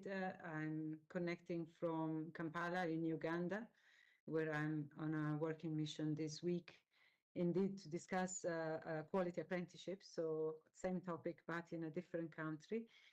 I'm here now to present the International Labour Organization recently approved standard on quality apprenticeship, which is a recommendation that has been approved at international level, number 208 last year. I will take you through a general overview of the standard, then opportunity for questions and answers, although I'm not sure this will be possible. So, starting the process, for those of you who are not familiar with international labor standards, when it is a standard setting process, it normally takes a couple of years, and it goes through a very thorough research and consultation process with our constituents. But first, I would like to start on why and the rationale for an international standards on apprenticeship, and this links also to what the previous speaker, David from WorldSkills, was saying. There was, on one hand, strong evidence of the effectiveness of quality apprenticeship to bridge from school to the work of work, to create this transition for young specific normative instrument regulating apprenticeships at international level. It was present in previous labor standards, but then in more recent years, our constituency acknowledged that there was really the need to have a comprehensive labor standards on apprenticeships. Basically, throughout the years, there are normally 4 reports that are produced. So I just show on the screen a little bit the timeline. I think there is no need to go into the details, but what is important is to know that the way we arrive to the actual final discussion, which is the second International Labour Conference discussion on the second year, is after a long process of research and consultations where the constituents across all the countries of the member states are consulted through the ministries of labor or through the governments and through them with the social partners as well, so that when we arrive at the second year of discussion, the text of the proposed recommendation is supported by a very strong consensus. And this was the case because the instrument that we adopted last year was a great example in terms of consensus achieved among the constituents and across the regions of the world. So what you can text that is fully endorsed and supported. Now, presenting this international standard to a South African audience, of course, is a bit of a challenge because I would say that you are already doing an excellent work when it comes to promoting quality apprenticeship in the country. We are aware of the recent updated regulatory frameworks. We will come to that in a moment.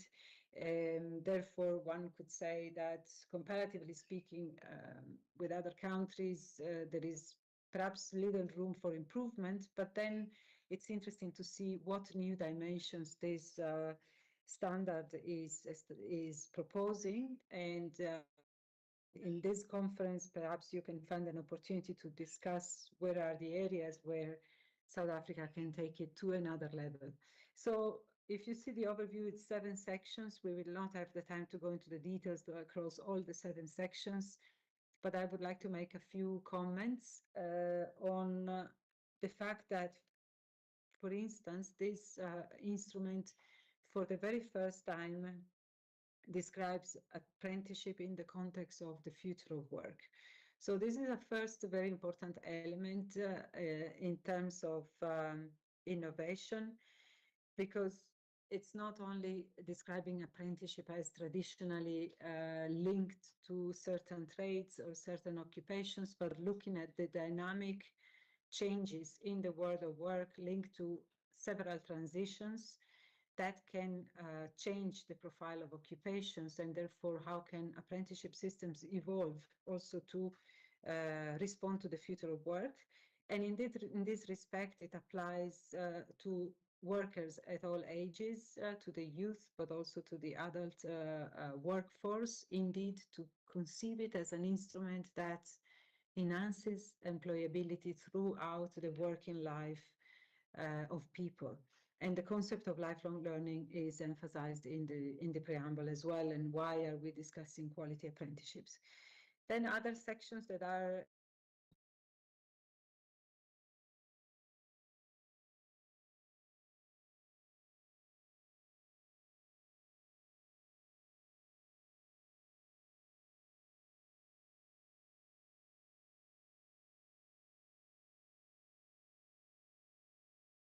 apprentices and the quality of workplaces, but also the quality of education and the quality of the programs that are included. Perhaps we can just glance through a few elements of the recommendation itself that, of course, you can then read carefully. But starting from the definition, it is important because that was a discussion we had on the very first year in the occasion of discussing the first approach to the definition.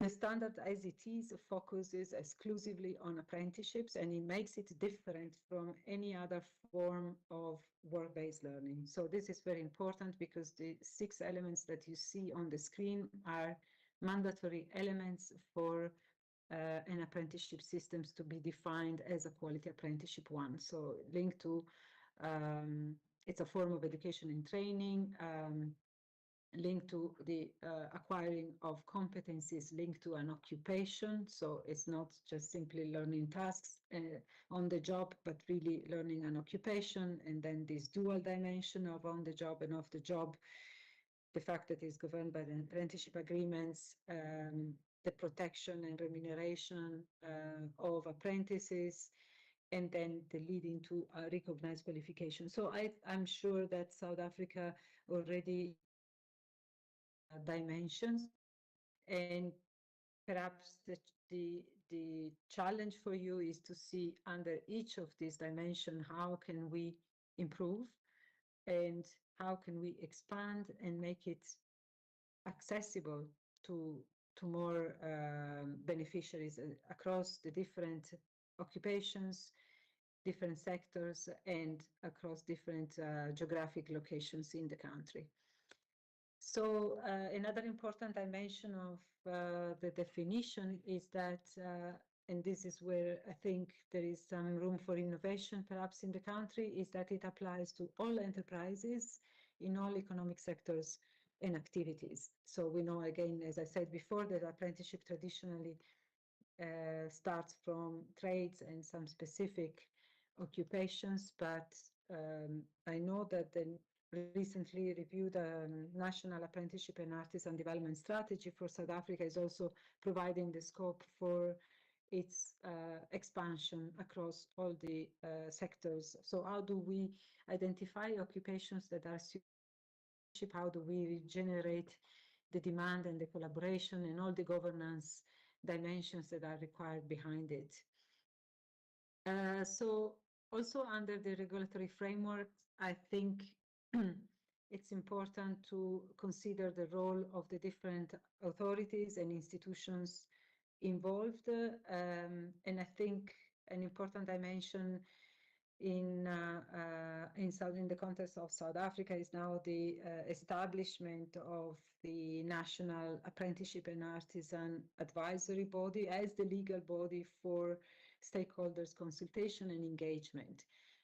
We do think as the ILO that any successful apprenticeship program needs to really rely on the active participation of employers, workers, organizations, to make sure that we have more and more workplaces eager to join and to open up for receiving apprentices. A real attention on delivering skills that are required by the workplaces, by the employers, and by the world of work. That is really what apprenticeship effective on the ground. I think I'm going a bit quickly because I know that we are running out of time. So the other dimension that I mentioned in the beginning is quite important and very extensively elaborated in the recommendation is the protection of apprenticeships. It really takes a right-based approach, and it places an emphasis on some of the fundamental principles and rights at work. There is a section and an annex also referring to all the instruments that should apply in, of course, in line with the national context and the labor laws in each country, but basically making apprentices from the point of view of labor rights and protection at the same level of employees. And again, I think this is an important dimension that makes the system different from any other work-based system. So, for example, you can see access to maternity or paternity leave, afforded freedom of association, effective recognition of collective bargaining, all the main dimensions that are key to the workplace dynamics and employment regulations. Of course, it's always important also to stress on the fundamental principles and rights at work, particularly we talk about also countries that maybe have not yet ratified certain conventions or recommendations in certain conventions in the ILO system. So apprenticeship is also an opportunity to improve in general, of safety, healthy, and other principle and rights at work. Apprenticeship agreement is also included as a mandatory dimension of our recommendation, and the text and agreement that can facilitate consistency and compliance across all the industries, enterprises, and economic sectors. Another important dimension is on the inclusivity agenda that apprenticeship has, and I think this is quite interesting, particularly linked to what I was explaining in the beginning, linking apprenticeship as really an instrument for the future of work and for a better inclusivity and balance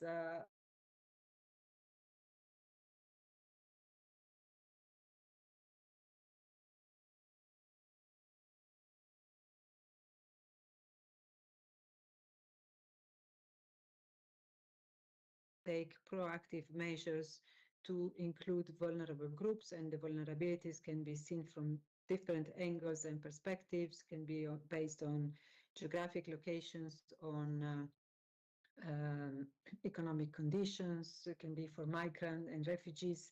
I was mentioning, I'm speaking now from Uganda, where we're discussing a quality apprenticeship program that has been designed exclusively for refugees and host communities.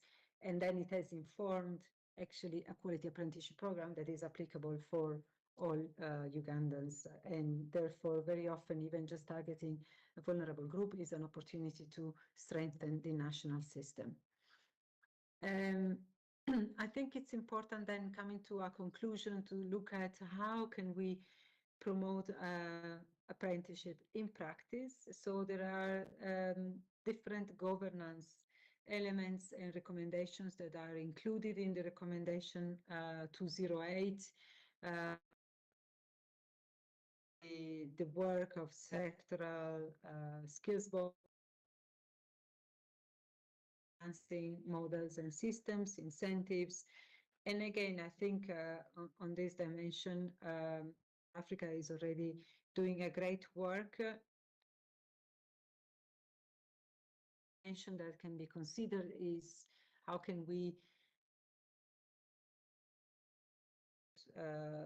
after COVID, there has been a bit of decline in terms of the annual target of apprentices enrolled, but I also know that the figure is growing again back to the target of 30,000 per year. How could we eventually expand, diversify, and ensure that employers and social partners are engaged to unlock other opportunities? But also, how can we look at new occupations that are emerging in sectors that are not traditionally considered for apprenticeships? I'm thinking of the digital economy, the care economy, the green economy, and the inclusion of core skills and portable skills, as well as technical, that can facilitate the job creation and transition to work in those growing sectors. And finally, looking at using apprenticeship as a lifelong learning tool. So not only for youth, but we know also that the need figures, especially in South Africa, are affecting, of course, the youth, but also increasingly adult workers. So how can we think of apprenticeship as a lifelong learning tool that can be used for a purpose of upskilling and reskilling throughout the working life? Perhaps just aware of time, I don't want to take too much of your time. I would conclude here to say that you can go through the text of the recommendations, maybe to let you know that as a conclusion, that the office has approved in our governing body of November an action plan to support of the implementation, they are to actually promote quality apprenticeships and make it happen at country level. So we are developing a set of tools for advocacy, awareness raising, but also for policy work, advice at technical level, review of regulatory frameworks, for social dialogue, support to stakeholders, consultations, and then knowledge sharing and dissemination across the different countries. And tools that are in the pipeline for this year already. And we encourage countries at all stages of development to reach out and join forces. Just to conclude, last year we organized, for example, a very successful knowledge sharing event across BRICS countries on quality apprenticeship, and we are eager to continue this conversation and to see what type of collaboration can be done to make it happen and to make it more effective and to promote better jobs through these quality apprenticeship programs. Thank you very much, and I hand over to you in case there is time for some question and discussion.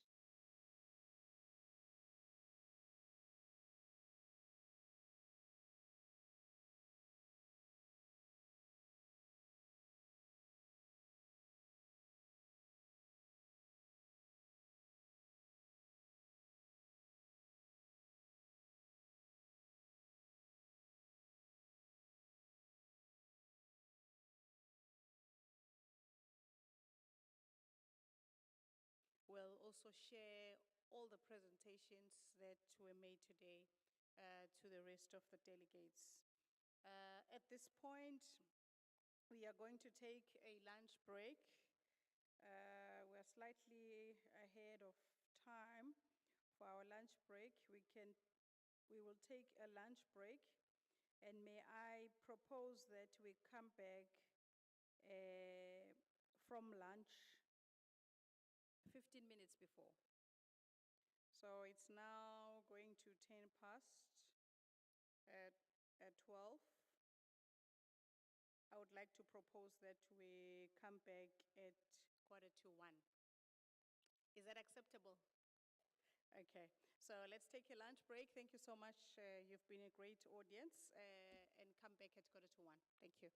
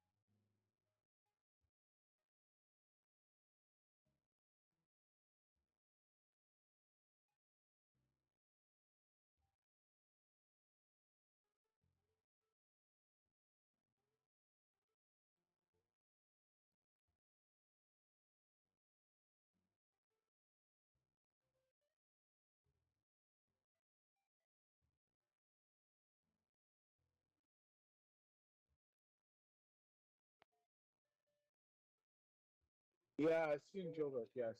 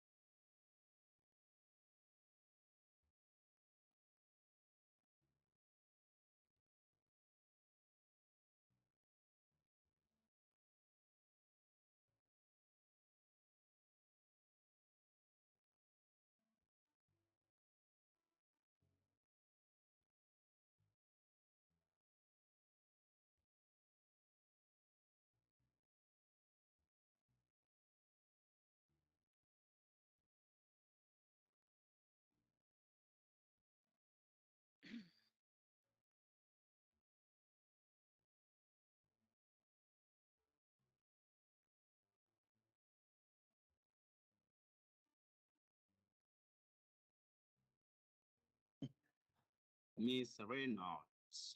Yes, hello. How are you doing? How are you, man? Fine. That's great. That's great. That's great. We just want to do some few test run before you come in. The colleagues are still outside having lunch, and they'll be coming in no time. So I just want us to do the test, to do the trial, so that we don't experience challenges as we're Yeah, going to start. Yes. exactly. That's why I just uploaded the slides. Are you seeing them? Yes, that's correct. Can you move them around? Ah, yes, that's fantastic. That's fantastic. Yeah, let's go. Take the camera. Let's go do non-videos interview. Okay. Good. Yeah, it looks great, right? No, it looks good, man. It looks very good. Good. Very good.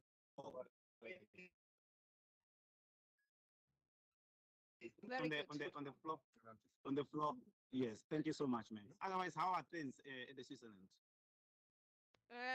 Actually, it's raining. It's cold. Not as you. I have to say I'm a little bit jealous about you because you have such nice weather and we have cold and rainy and gray, so it's not really attractive here.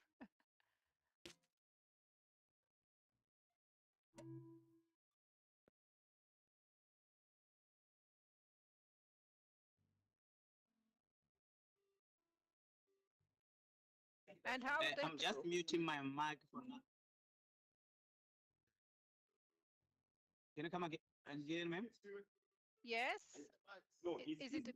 Yeah, I was saying that. I was saying that I'm just gonna mute my mic for now. Okay. Just stay on the line as we are bringing all the participants inside. Perfect. Okay. No problem. So someone introduced me and then you give me the floor, right?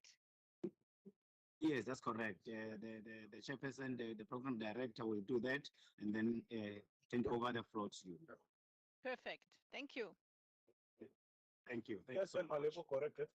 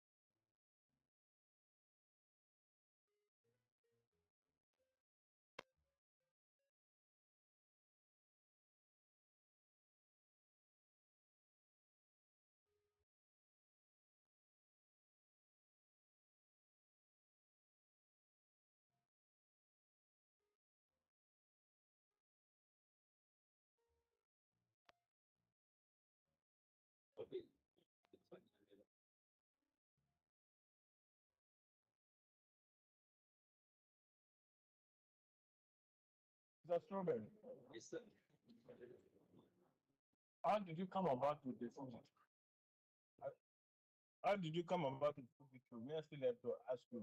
Because now, if I remember very well, you're a Sony president in Black Magic. How did you come about with it? No, it's the show is the Fuji guy. He's Mr. And he wasn't sitting. No, man. Okay, Bana. Yeah, I'm Karen and Sony.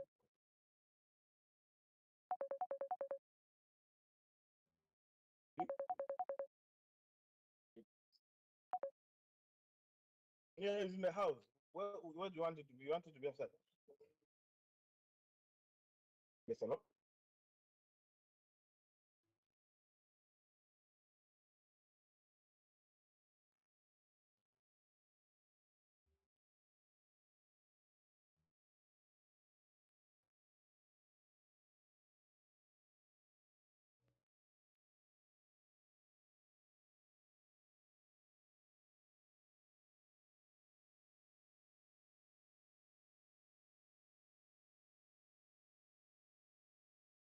in the position of talking. I'll forward them on your number, and then she will call you, and then you guys can talk. Yeah?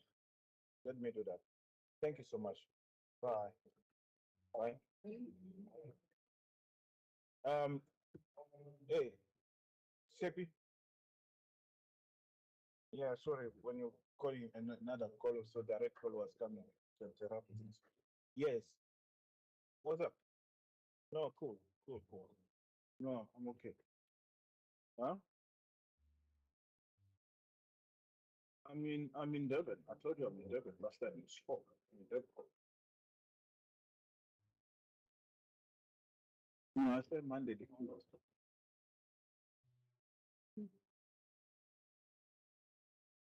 One week.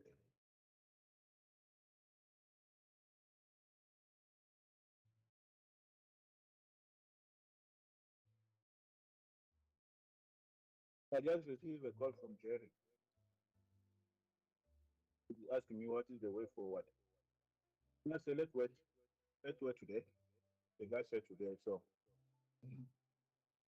just tell him to wait. Because whatever that they wrote in the book, the Angiki is able to see all these things that they wrote, so he knows. Yes, I told them. They said. And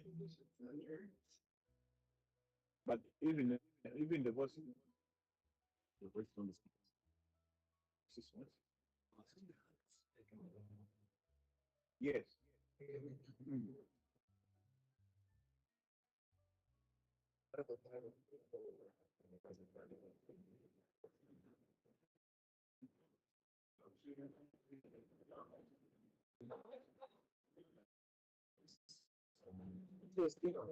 No, the thing is, the thing is, my problem is the guys they need too much. That's what it's about.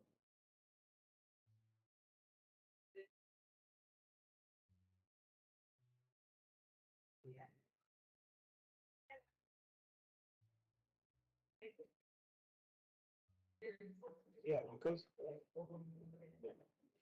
see what? No, I just want to go away. I don't know. What? Just a second. What? What is my voice going into there?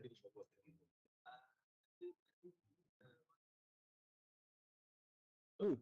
Oh, Are you, oh, you're oh, not muted. oh, oh. Shit. No, sorry, man.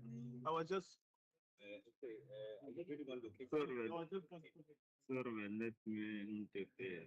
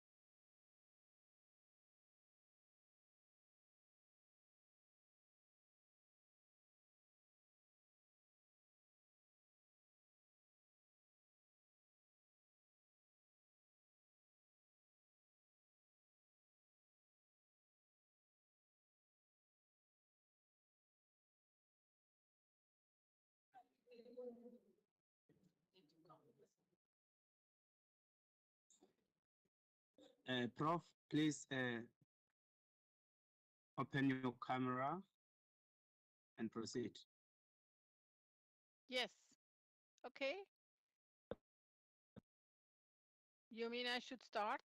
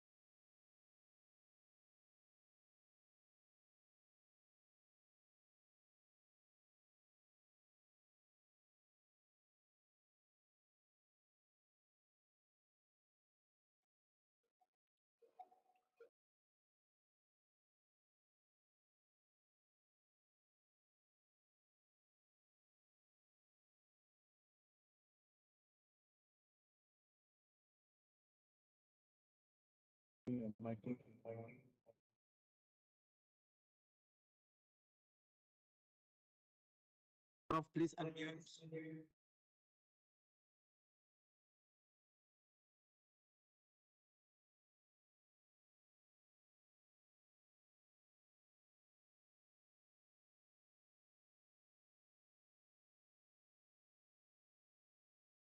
Prof, Ronald, come in. Yes, I'm here.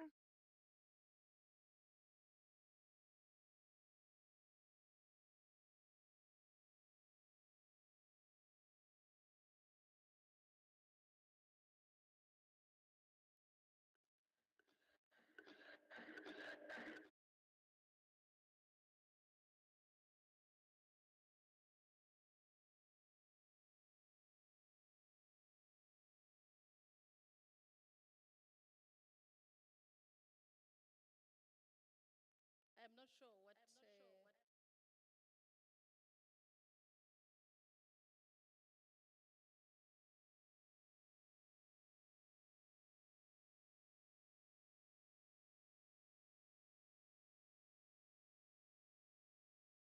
Prof. Okay. Hello, all together. Dear conference participants, dear artisans, dear friends, it's a great pleasure to contribute to this wonderful conference. My topic is about building new TVET social systems, and I will introduce you to my contribution. First of all, I guess the World Scale competition is a very nice event to dive into what really matters to make a strong artisan system, or what we call in other countries the vocational education and training programs. I, I will speak about what is a social system. Second, I go into the VET system. It deal at least with two social systems. First, and then thirdly, I explain you what is the main function we have to care about when we talk about artisan system or when we talk about VET system. And then, of course, I will explain that the most burning and important part I see for the South African artisan system is this employer engagement. Now, when we talk about social system, there is a book from W.E. Deming from the United States, and he was saying a system is a network of interdependent components that work together to try to accomplish the aim of that system.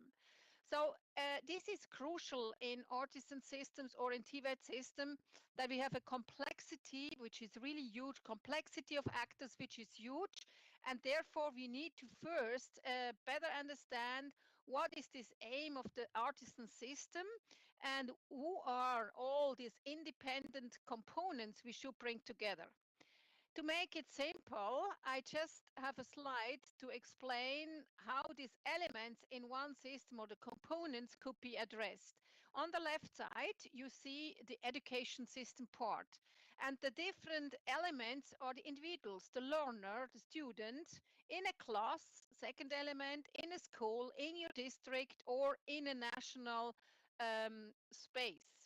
That is, these are elements of a, let's say, education system. On the right side, however, we have a similar system called the employment system, where we also have the individuals, but these individuals are called the employees. They may work in a department, in a company, and the company is situated in a region or in a district and make out the whole national business community. So if we now go into the detail of social systems are a specific type of system that exhibit 4 unique characteristics. So we can learn more about building a strong TVET system if we know what is the purpose of a social system. The second unique characteristic is a social system can choose the method by which it seeks to achieve its purpose. And this is extremely important because I know South Africa has invested a lot to improve their artisan system or the TVET system. Elements within the social system can also choose their purposes. So an individual, a school, a company, so all of them may have their purposes, and that's why it's so difficult to align everybody to a same purpose. Elements within a social system can choose the method by which they seek to achieve their purpose. So these characteristics explain why organizations are such dynamic and complex systems to manage and lead. And that's why all countries around the world are struggling to streamline all these actors to a certain goal or a certain purpose. Now again, here you see what I mean. All elements in the system on both sides, the education system and the employment system, do have their own purpose and their method how to achieve that. Schools, for example, may have a different method than the companies. The companies are here to produce products, services, while the school purpose is to educate their learners. Now, if we come to vocational education and training system, the constitutive element of a vocational education and training system is the bridge between the two societal systems, the education system and the employment system. So to understand social system, one may break down a larger group, education and employment system actor, into categories: state, district, schools, companies, and so on. This may help to understand how their interaction combine to create a functional education or an employment system.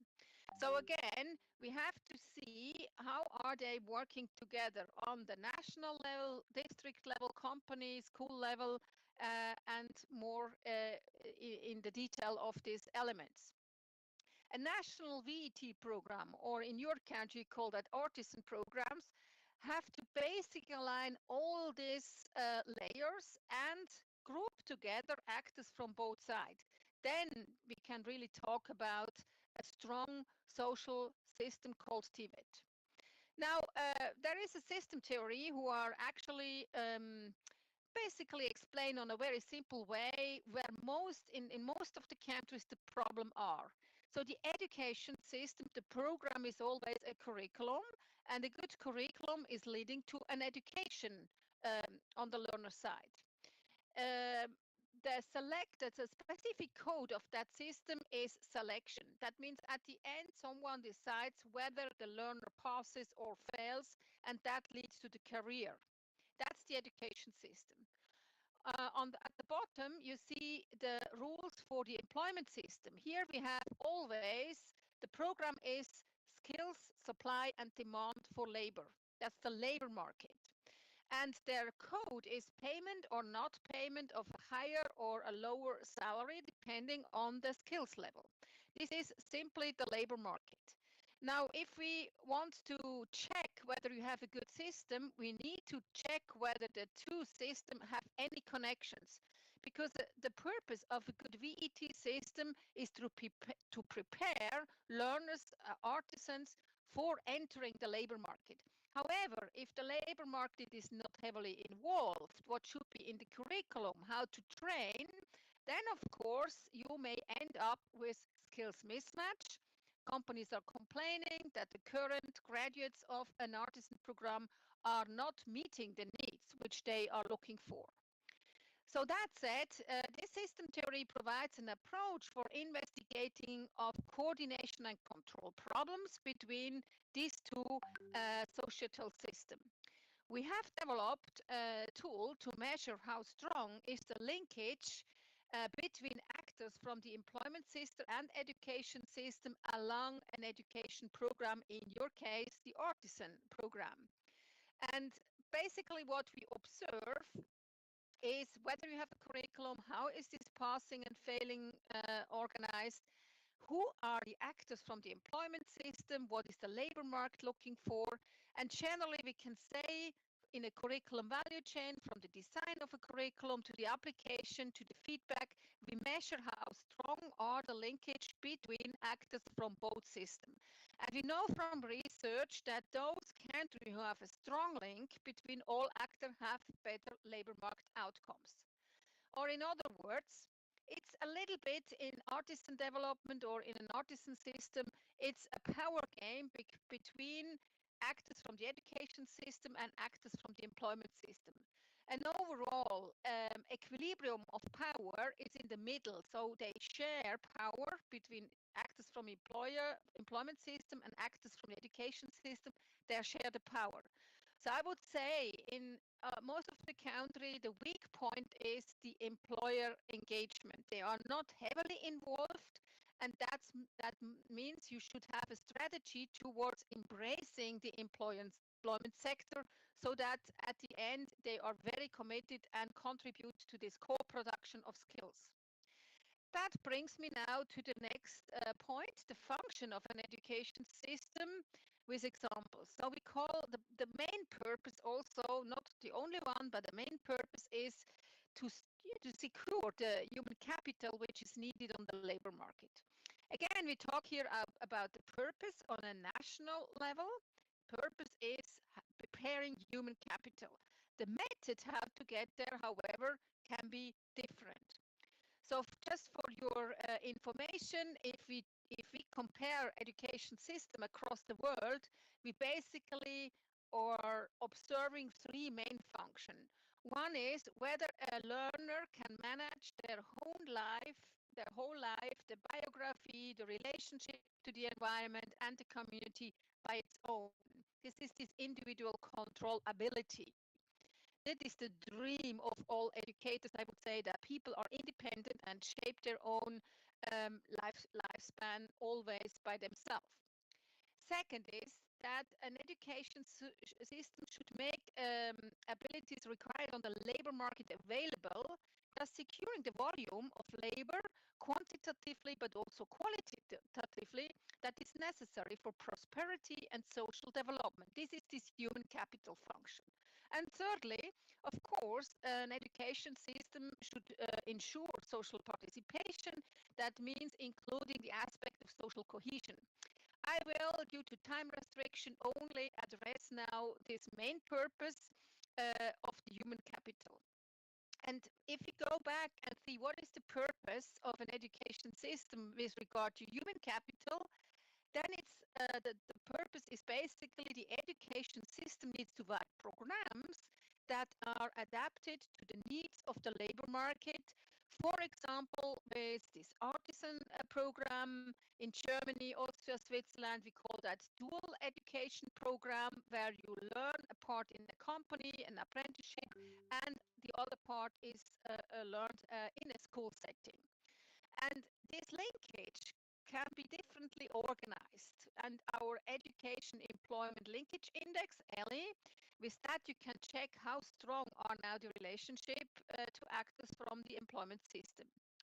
Of course, there are other activities which you can undertake to analyze whether you have a good human capital, whether you prepare your students towards a good outcome. And this is another tool I want to demonstrate to you because we have some data from South Africa. It's called the Youth Labor Market Index. This index basically, and you can go and have access to that application and check by your own, compare countries if you are interested in that. Basically, what we have done is we analyze and compare countries with regard to 12 indicators.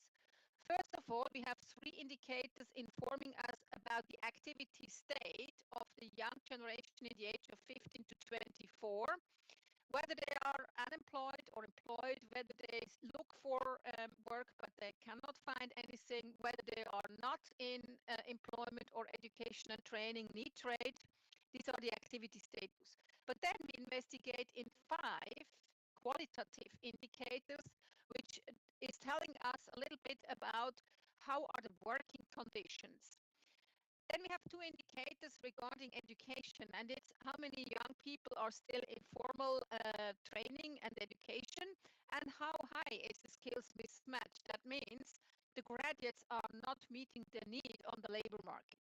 And last but not least, we compare the youth with the older generation by the relative youth unemployment rate. This compares how easy it is for young people to enter the labor market compared to adults. So I don't go into the detail, but I have here a picture of 4 European countries. Switzerland are the blue lines, blue dots. Spain is yellow, Portugal is red, and Italy is green.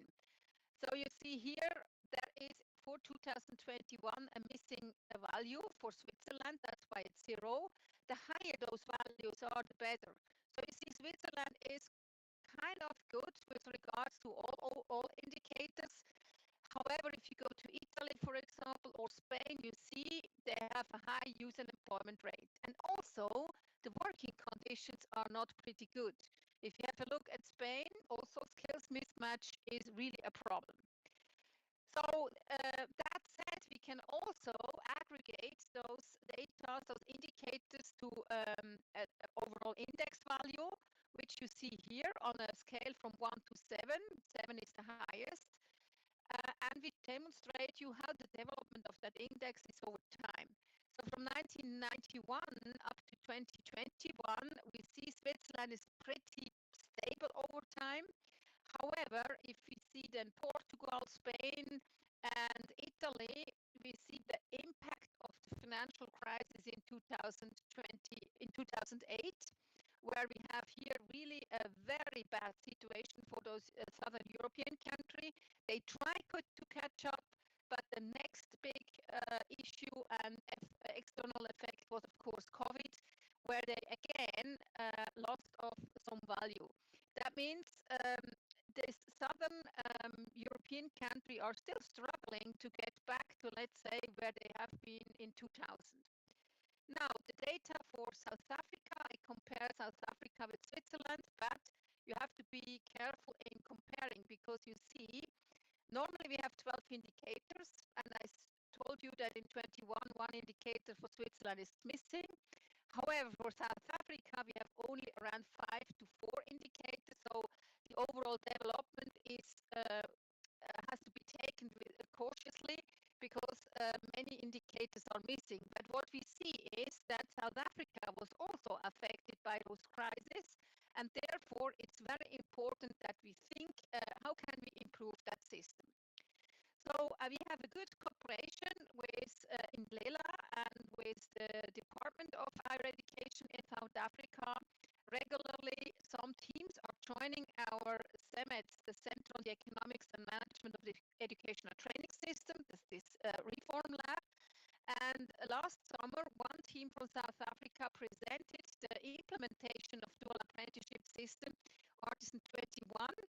And they highlighted particularly some barriers: curriculum reform, capacity of resources, equipment, facilities, capacity of lecturers, the political will, funding mechanisms, and this is a major point in my view, employer commitment in providing workplace training.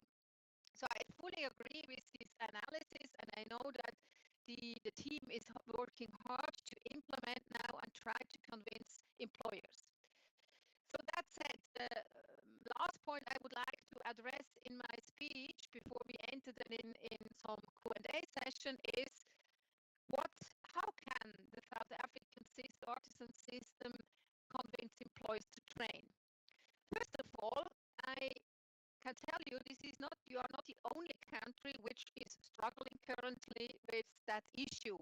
And therefore, we are running surveys in some countries to check what is the need of companies, because we have to better understand what the companies are looking for and how they see the picture of co-producing skills.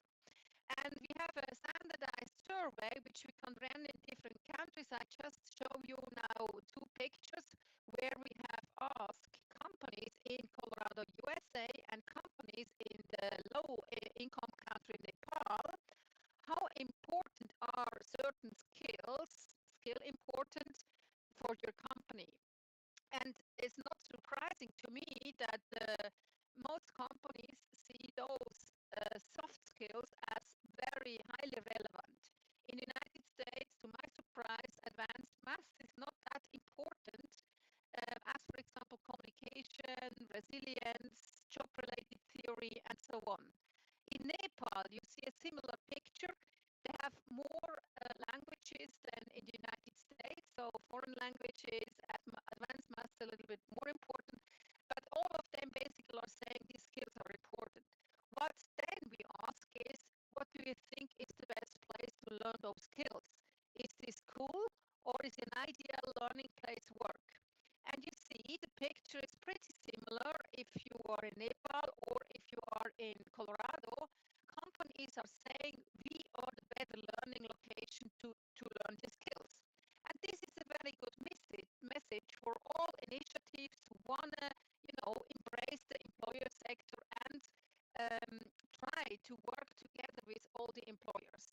So I could imagine that South African employers would have the similar picture. Our data for Switzerland is very similar. So nowadays, due to the digital transformation, I can tell you that we see the trends in the data.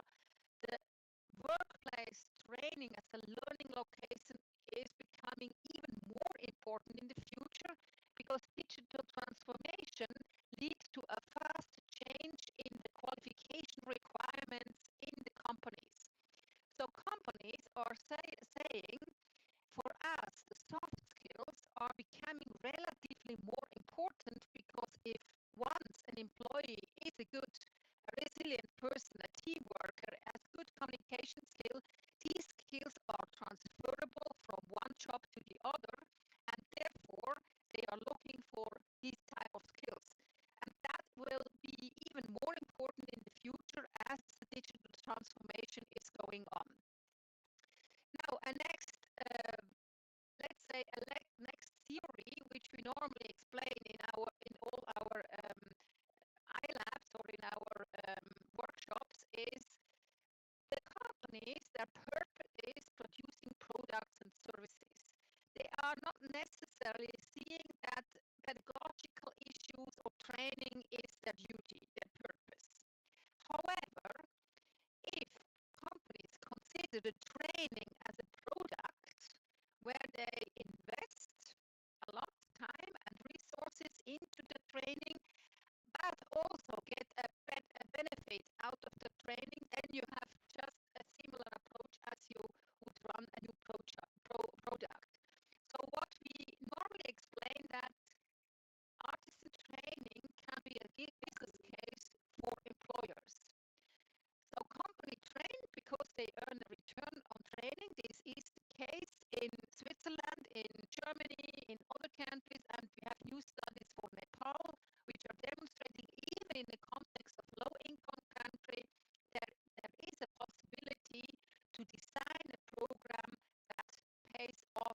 for companies. And if companies are really realizing that of course, depending on the duration of program, they have these cost factors. Here the cost factor, the training costs are at the beginning higher than the returns because you have to invest and you have to educate the learner a little bit more at the beginning.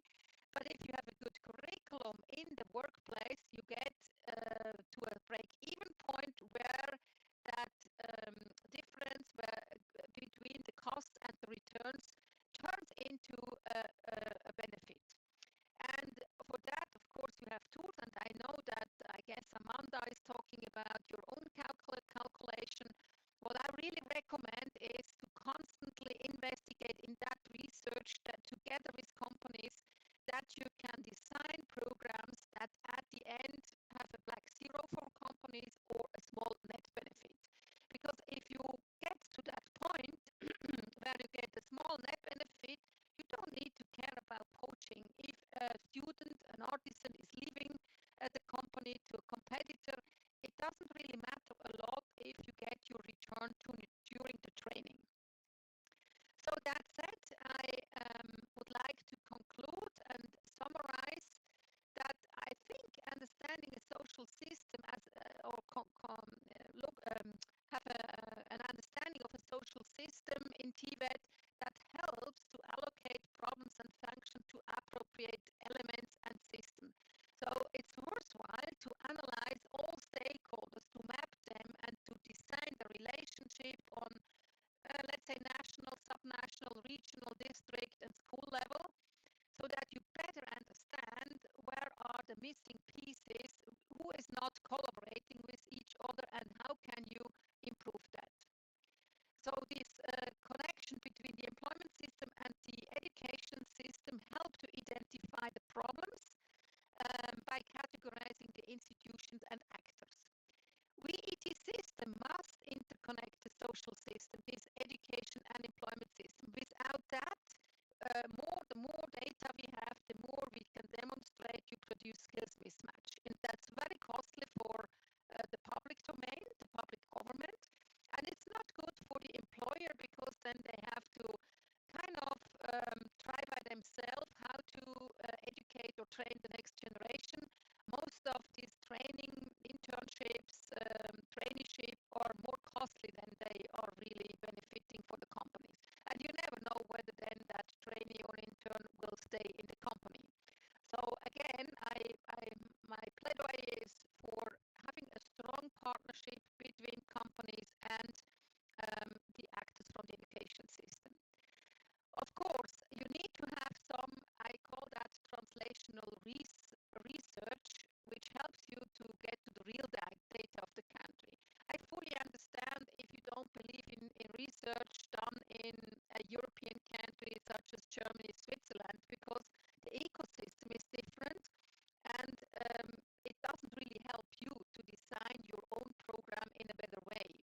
So I recommend that you set up research units, research program, where you at least better understand what is the willingness to train among companies, what are barriers, what are drivers, so that at the end you can start to, align all these actors towards a co-production of skills. And again,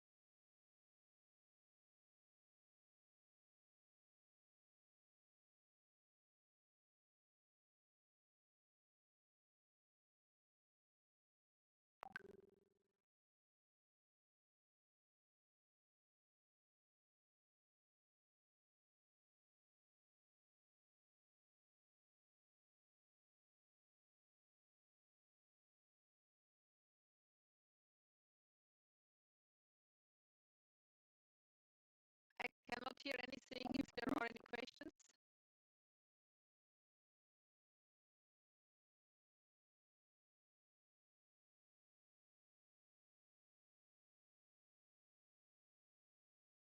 Hi, Joey.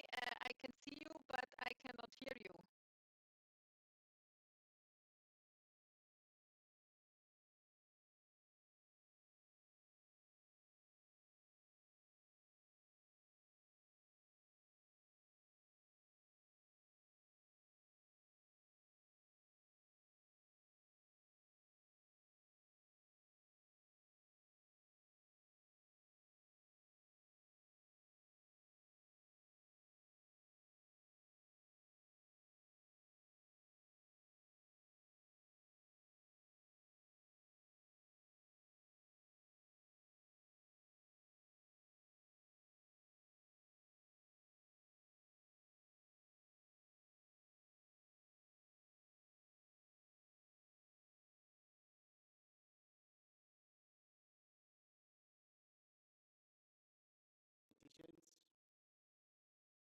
and we are now doing the national competitions in preparation for the international competitions in France.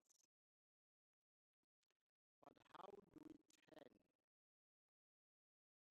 this process into benefiting our own education system in the country? That's basically what I'm going to try and speak to.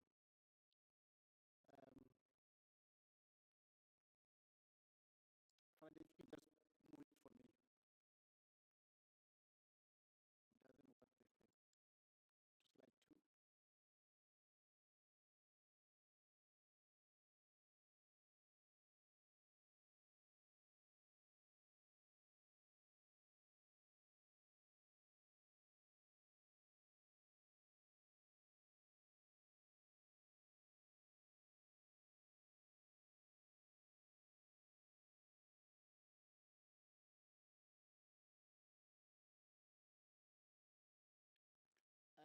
Colleagues, when we think of water skills, a lot of us always think of competitions. When we hear we are going to water skills, we all think about competitions, but it is more than that. If you look into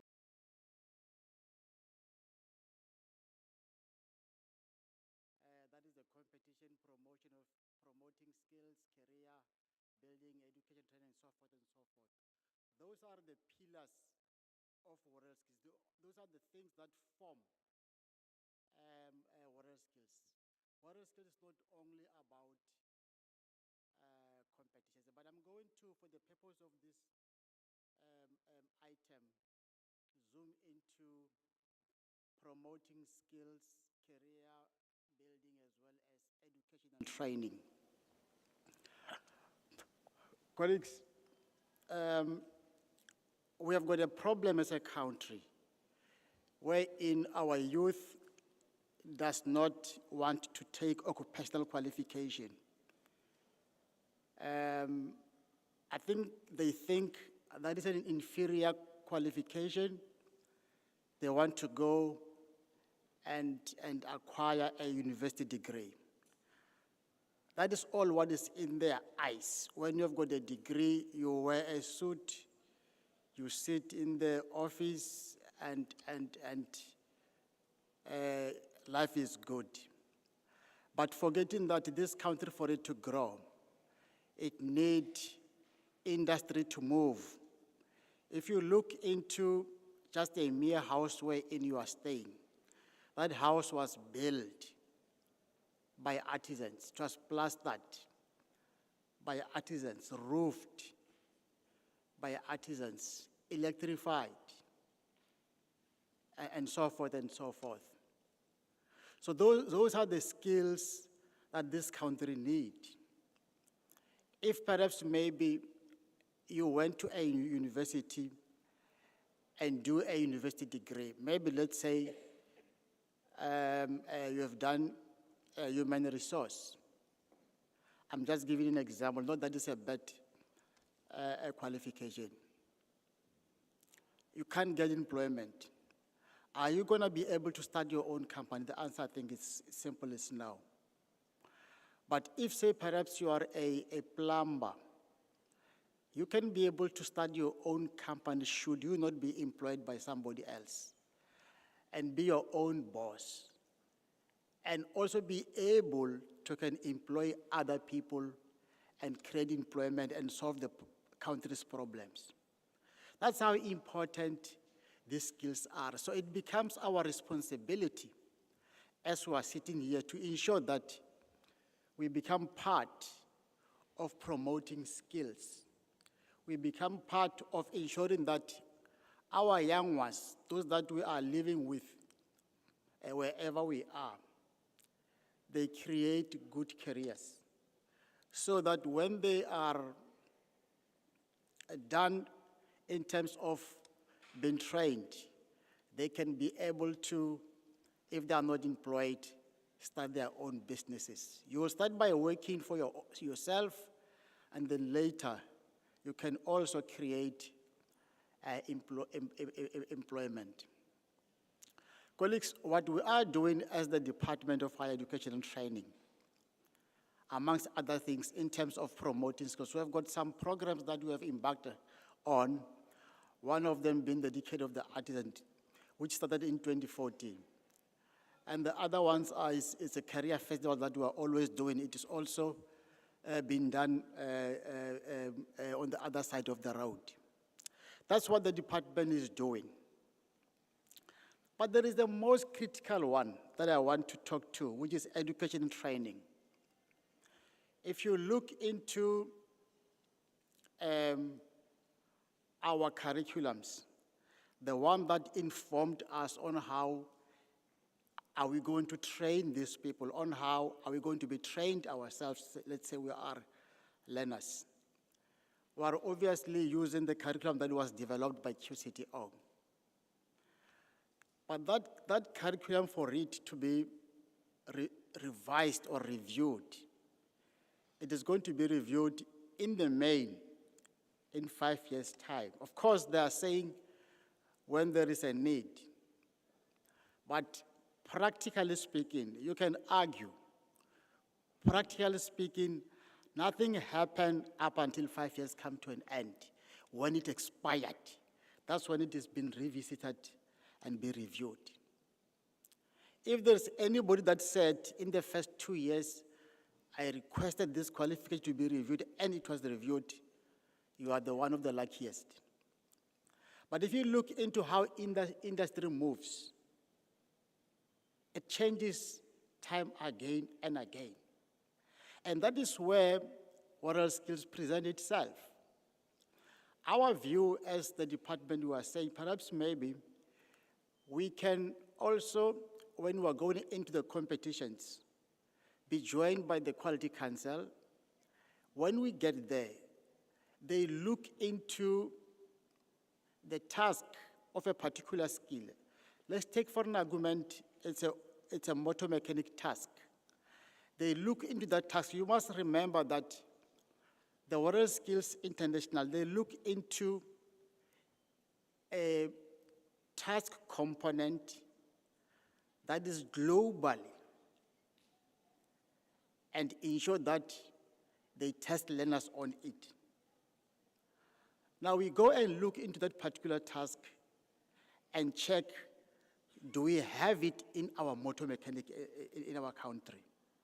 If we don't have it, how can we come back and ensure that we incorporate it into our curriculum without waiting for 5 years, so that we can at all given times move with time than to wait for 5 years.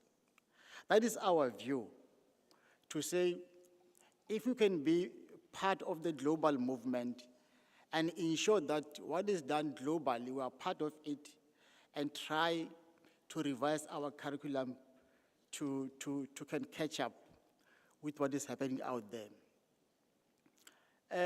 The other thing is we are having a very rigid occupational qualifications. Involvement of industry to review the curriculum even before 5 years, it's not happening. Sometimes you feel like I've also heard what Professor was saying. There's no interest from companies. Their main priority is production. They forget that if they're involved in education and training, they can influence and ensure that what is taught is what they want in the industry. But if, say, they are not involved, education and training system will be working on the left and then the employment or industry on the right hand, and they will never meet.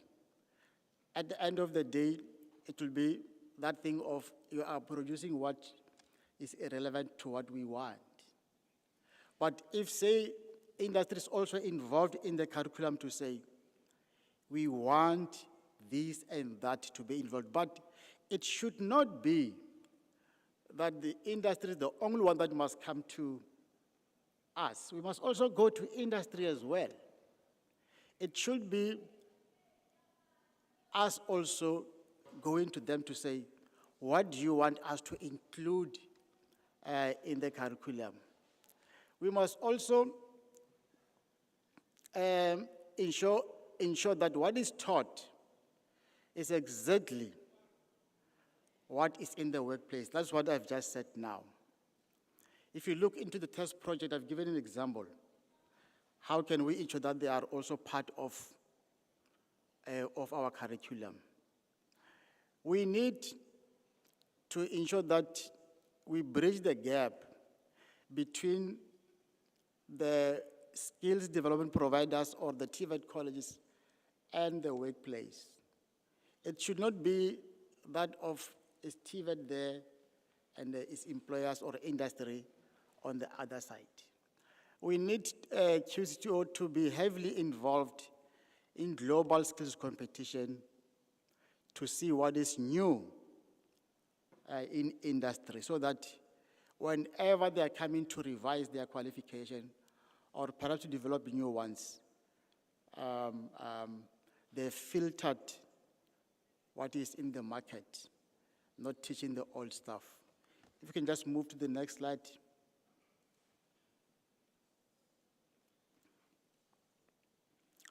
Colleagues, as the department, we have developed what we call National Artisan and Apprenticeship Development Strategy 2030. This is for both trades and non-trades. We think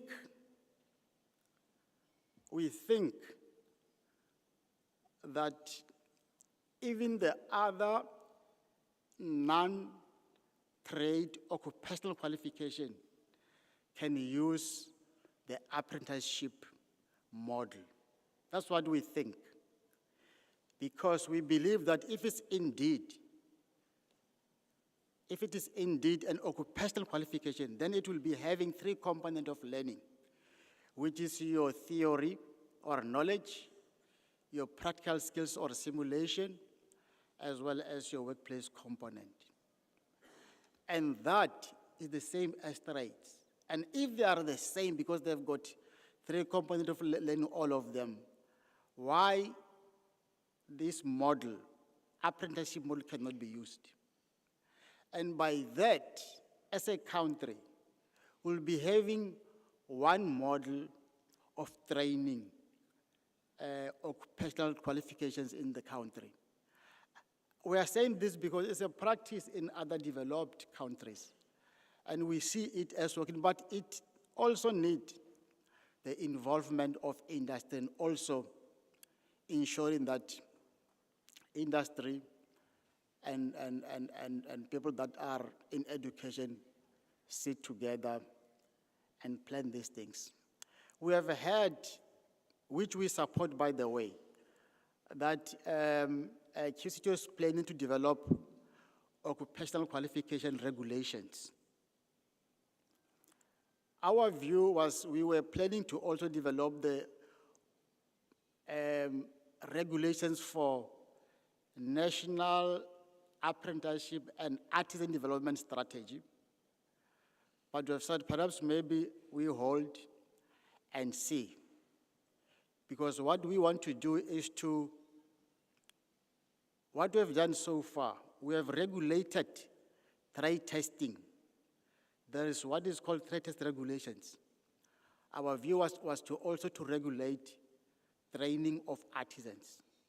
But when we had QSTO saying they want to regulate occupational qualification, we thought perhaps maybe we can wait a bit and work together, because also trades are occupational qualification as much as other non-trades that are occupational qualifications. Our country needs one model than everything all over the show, not even understanding what we are doing. As long as we all agree that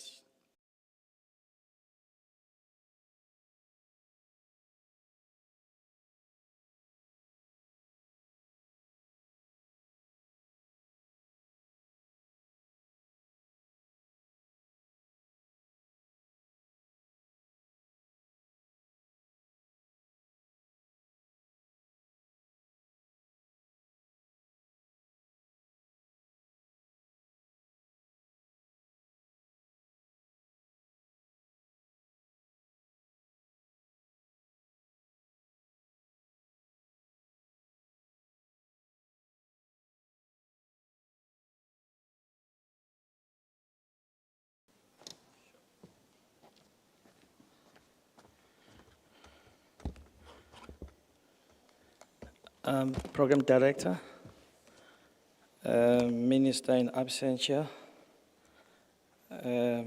CEOs of CETAs and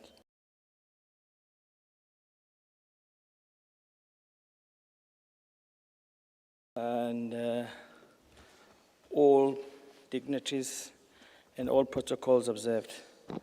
I think that's why this country needs a lot of artisans. Otherwise, we wouldn't have this much load shedding. Okay, I'm not sure whether, is it going to be flighted? Yeah. Okay, while they're still connecting, my presentation is basically based on the industry aspects of the artisan support and development. And I think for us, I'm just gonna go through some of the journey. It's a real life journey. There's not much academic about it. It's what we've done from a sector's perspective to actually support the technical development of state capacity and also development of the industry. And I think my presentation touches on a number of, I think it's more what we've done, and at the end it's just going to showcase what we want to do for the sector and what we can do jointly. And again, you know, we're not in the education space. We are in a highly technical environment in the automotive sector, delivering some of the world-class projects, as I will speak to. I'm not sure, should I open my own presentation? It's showing. Oh, showing, oh, okay, thanks, okay. Yeah, so I think mine is just going to zoom straight to what has happened, what we're capable of doing as a nation and special economic zone. As you're going to see, we're part of the special economic zones. And I just wanted to start with a bit of stats. What has happened in the sector? I think some of these truths are some of the things that have not been publicized in some of the sectors. But again, this journey, in 2020, there was an investment by Ford Motor Corporation. And as you know, this investment was at $1 billion US. And the aims and objectives was to develop a world industrial complex for the development of the automotive, which is, or some of the anchor tenant product. But again, it's not only focused on one anchor tenant. It focuses on the number people have contributed. I think if you sum it up, the investment, as you see, is 3.92 billion. There was government investment into the industrial complex on the pledge of the $1 billion by Ford. At the time, packed the private sector investment, which now so far has contributed about 5.6 billion. And I can tell you in the next 2 years, we're going to double this investment. And this means we're going to create more jobs and opportunities for the country. Already we know we've actually surpassed the 5.6 by far. And I think this talks to a number of technical capacity that we aim to develop through construction. We have developed about 4,978 audited jobs. And currently in our special economic zone, which consists of about 10 factories, we currently have 3,291 jobs under roof. I think this number is growing on because there was some recruitments. And as from today, we've got a new investor from Australia that also promised to bring about 1,800 jobs. But now, as all this investment comes in and we solicit this investment, has been the skills base.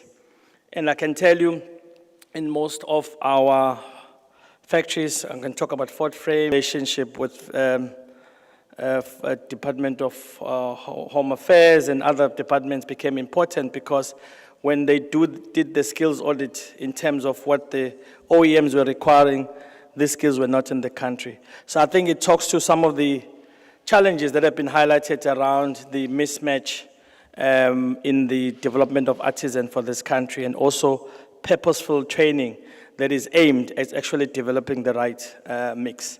And again, I'm just going to talk to the procurement investment, and this is related to township economy and SMMEs, which also itself saw a number of jobs in the construction, technical, from your bricklayer, and so forth, women and youth and disabled that have been part of this. And again, able to harness the development of this and sourcing from the surroundings of township, Mamelodi, Yesteras, and surrounding. So again, this talks to the need for this kind of intervention. I'm not sure how this thing works. Where's the center of this thing? Is it? And again, while I'm finding my next slide, this talks to our advocacy for black industrialists, which in our phase 2 construction already, where the investment commitment has been made, where we're going to see another to the tune of about 2 billion, and this will talk to development. I think this sums up what has happened over what I explained. I think the most important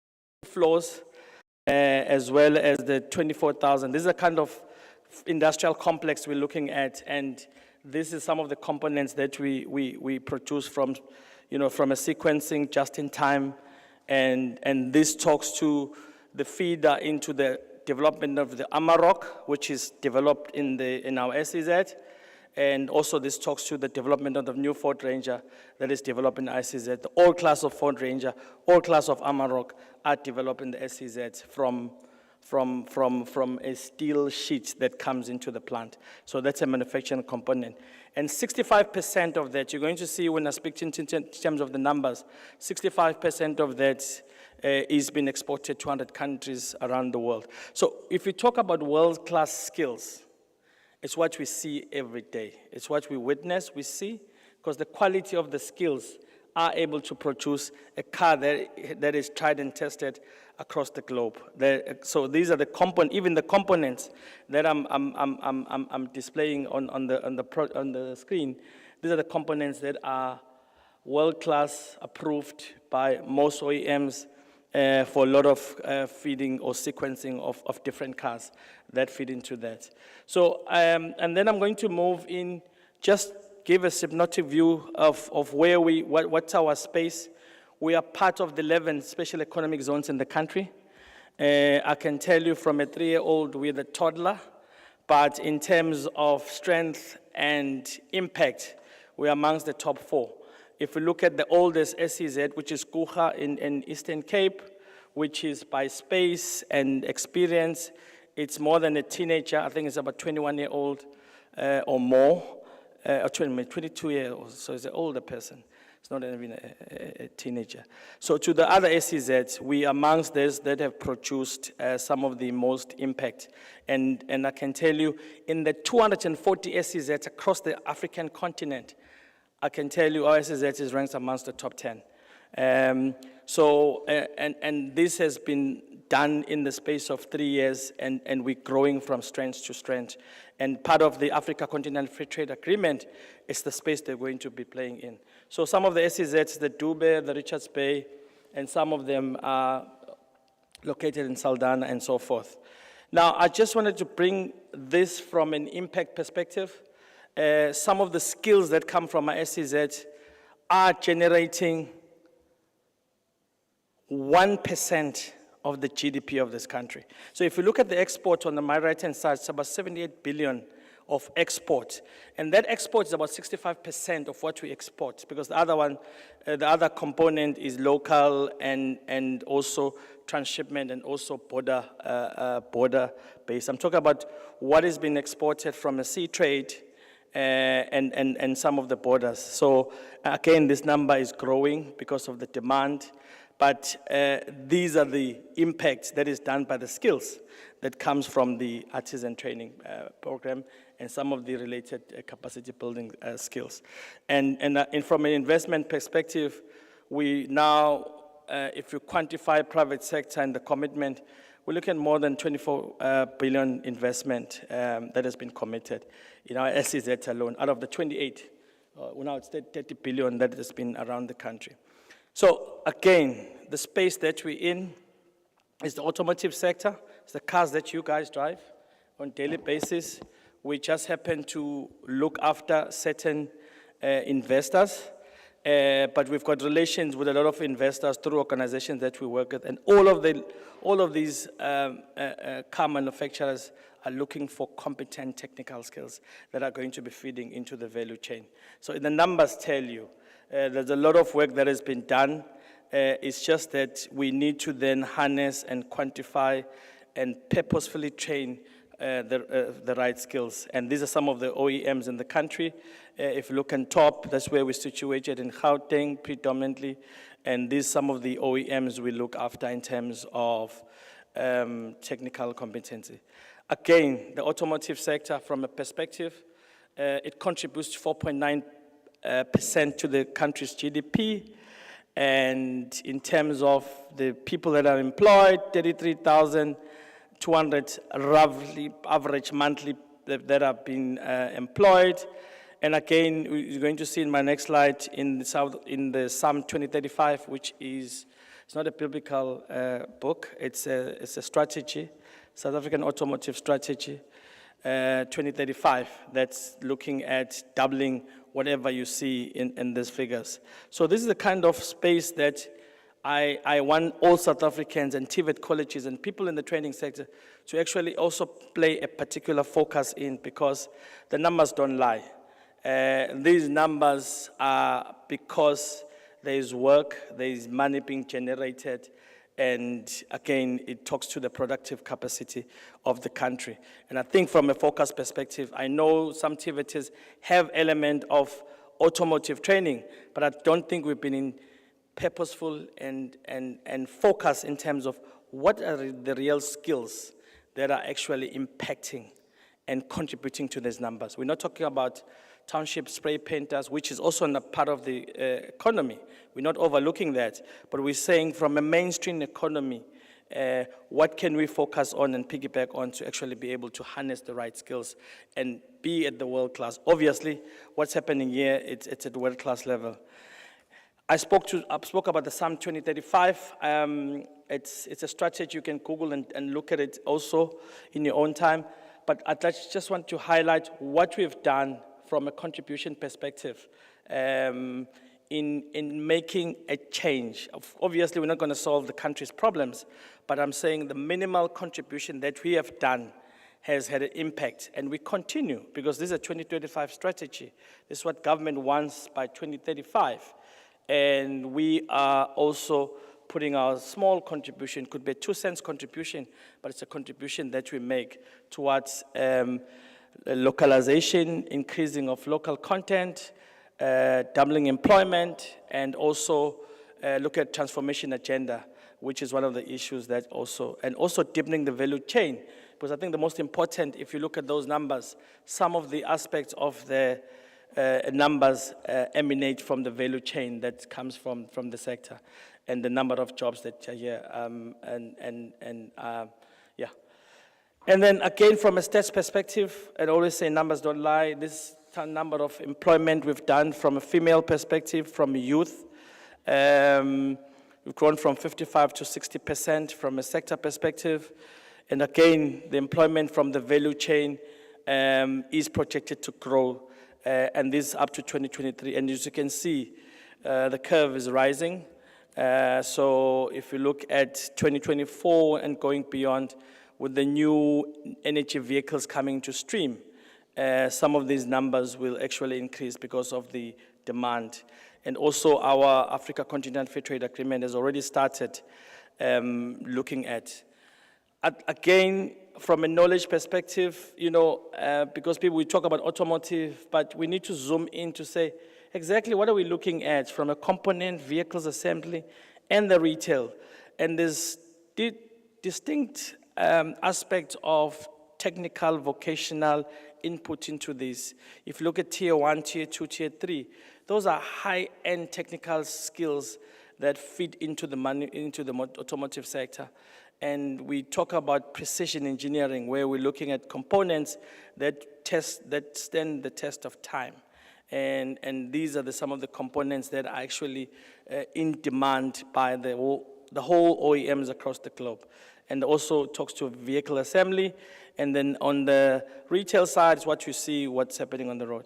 Again, if you zoom into what the car components are from a training perspective, it starts giving a perspective as to what kind of channeling are we going to channel these youngsters. And I was hoping that this audience will have these youngsters so that they can see from a career perspective, what are some of the choices that one can make from reshaping their career. And I'm saying reshaping from their career because as I stand here, I started as an apprentice, serving myself, where I was wearing a blue collar overall from 7 days a week and sometimes 12 hours a day. And I think the transformation that was alluded by other speakers is to emphasize to these youngsters that they can reshape their careers by focusing on the different aspects of the value chain or the sectoral growth. And I think for me, it's one of the things that I focus, but it's a story for another day. Again, this looks at the economic impact, the previous slide, and what are some of the areas that we're looking at from economic context. What's important is this next slide to say, from a tooling market, I know there's a lot of tooling initiatives that have been done. And again, if you look at from a skilling perspective, you know, if you see 50% of tooling being developed in the South African context, and the 50% is in the automotive sector, it should start telling you something, whether you're an entrepreneur, you're an exporter, you are a future SMMEs, or you're a researcher. It starts telling you that the trend of manufacturing in this country resides within this sector. It's a question of you zooming in and diving deep and actually looking at the aspect of what goes beyond this tooling from a steel and the supply and packaging and consuming. And if you look at the mining, it only has a smaller percentage. Again, the theme of this is saying, well, skills change lives. And these some of the worldwide skills that we have.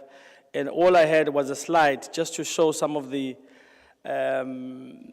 earnings. And again, you know, sometimes some of these youngsters, I'm not sure whether we should flash money in front of them or flash careers, because they're not like us. We were following passion, some things that we like. And some of these kids are actually following money. So sometimes you have to create a balance of actually showing that some of these careers are careers that have a potential. If you look at the 25% less employees earning 13,000, and the highest, the average, and these are average figures, earning about 57,900. So it starts to tell you that these some of the niche sectors that you should be also refocusing and repurposing in terms of training and advocating for. I'm not going to talk about social realities. It's just that this slide then talks to the some of the aspects that have affected some of the feeder into the sector, where there's different profiling. The labor market was flooded with certain skills, and there was a need of newly qualified graduates, but the graduates were not purposed for the job. If you look at the value chain of the sector we're in, again, it's just to not have a myopic view on what you do. And you're going to see how the automotive sector fit into the whole transport value chain. These are 4 modes of transport. A ship. If we look at outside Durban now, at every given point, you're going to see a Roro, which is a big ship, long ship with a long hull. That's a car carrier. At a given point, you will see that car carrier, and we're averaging about 2 in Durban, and in East London, in Gqeberha, we're also looking at about 2 car carriers. That shows you that there's trade that's going on, and these car carriers, you're looking at about 4,000 to about 2,000 to 4,000 capacity of cars that they can carry at one go. And these are some of the trade that comes and feed from the automotive sector. The rail is the same story.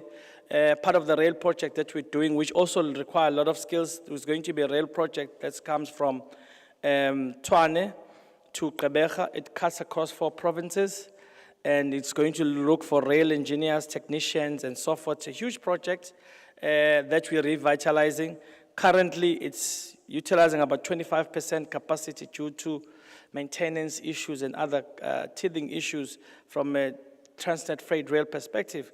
But the injection of investment into that project, which is going to happen in the next few years, that's where we should be gearing towards the kind of skills that are going to be needed, where we have a potential of looking at about 6 trains a day to about 28 trains a week. And all that is capacitated by people coming from the artisan training or technical training.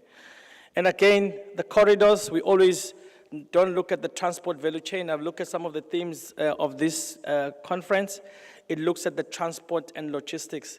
This is the backbone of transport logistics in South Africa. If you see the red, you know when you're driving to Cape Town, to Durban, these are highly congested corridors.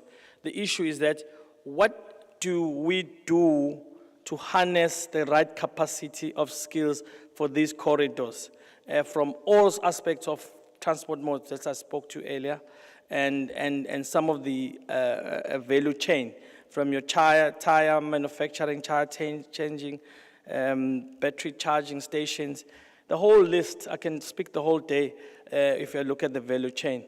And again, the same speaks to our advocacy for the Continental Free Trade Agreement, where we're saying we want to go deeper into the African continent. And one of the modes that is needed is the rail aspect, which also is going to need a lot of technical skills when we revitalize the skills, because there's some gauge challenges. There's a Cape gauge, there's a narrow gauge, and there's a wider gauge. These are some of the technical skills where we need to be saying, how do we then standardize the rail gauge for the African continent? And these are some of the skills that are going to kick in to move from a Cape gauge to a 1045 gauge. So I think some of these aspects then start from a research, from a feeder, from a curriculum development change, from a prediction perspective. It looks at how the future is going to be like. And sometimes we want to train for now, we don't want to train for future. If we could look at China, China always envisage what's going to happen, and they develop capacity now. So there's always a success story of most countries developing capacity before demand. So they have built that capacity that is aligned to a specific demand, so that when the demand comes, the state is well capacitated for that. And I just wanted to touch on the ocean economy, which is my soft spot. It's a passion, but I just want to say, to highlight its direct correlation with what we do. I'm not going to dive into some of the skills that are from the ocean economy. I think we can have another session somewhere else when we also dive into this. The reason I'm highlighting this, these are some of the world-class industries that are going to require these world-class skills. And we need to then, how do we harness the right skills to actually be able to look at the blue economy? And again, we need to unpack. If we look at the 9 subsectors as defined by South Africa, it talks to a lot of technical skills, from your shipboat building, offshore extraction, logistics, construction, and so forth, and renewable energy, which is applicable to all aspects. These are some of the aspects that talks to the development. I'm not going to dwell much on this slide of the blue economy. I think I've highlighted earlier on when I detailed the ocean economy. But again, this starts painting a picture as to where are some of the skills that we should be harnessing from a transport logistics value chain as a country. And again, these are the linkages that we have, being in Tshwane, but we've got a direct impact in the coastal area, because none of these cars in the coastal area, none of these ships would not move without the tonnage. And there's a saying in shipping that cargo is king. Whoever's got a tonnage, wherever in the world has a tonnage or a consignment or a shipment, controls the value chain. And that's how some of the leverages, if you look at China's story, how they've capacitated Singapore, it talks to what you should be looking at as a country. So these are some of the skills that we should be looking at that talks to the whole value chain, so that we don't see automotive in isolation. We see automotive as part of the shipping logistics and part of the maritime industry as a whole, but focusing on some of the value chain. I think from a career perspective, if these kids were here today, they will see some of the careers they can choose from.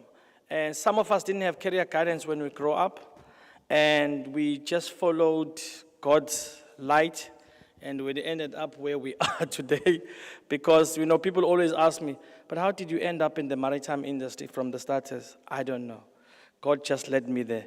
So I think, you know, they have an opportunity to listen to some of this conversation and be given a choice to ask questions and actually have the right choices. And again, the whole issue of careers widens in terms of what needs to be done, so that you don't see this artisan being an artisan that's going to be blue collar for the rest of his life. I was an artisan, well, I was a trade person, I wasn't called artisan, for 10 years. And then one day I decided I want to change careers and move to something else.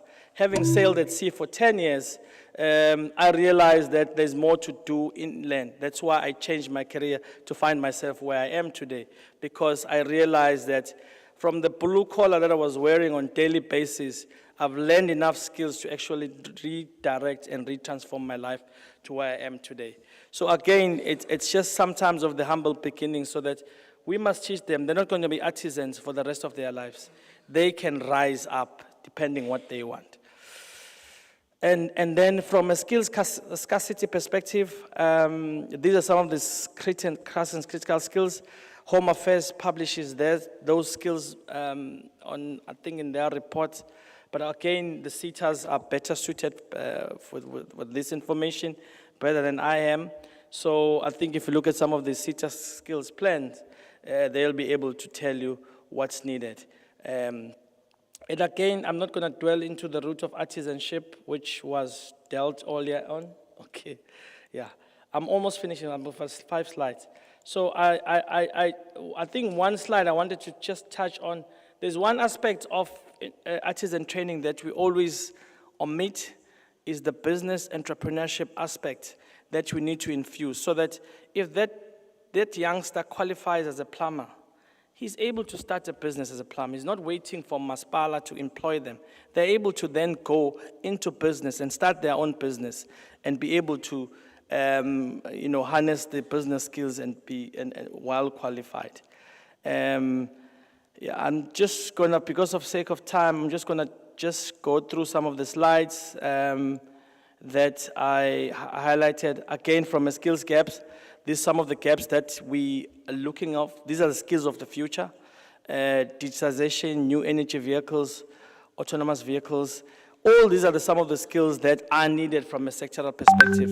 And from a training perspective, from a skilling perspective, these are some of the skills we should be talking about when we look at the industry solutions. With not much time given, these are some of the host partners that we work with: NAMSA, NECAM, RMI, AITF, Ford, AIDC, Innovation Hub, Public Works and Infrastructure. So these are some of the partners that we work with, that we have MOUs with, that we are collaborating in a number of projects going forward, and also some of the other strategic partners that we're looking forward to work with in the future, and make sure that they are part of the value chain that we're developing as a nation, so that we are able to incorporate them.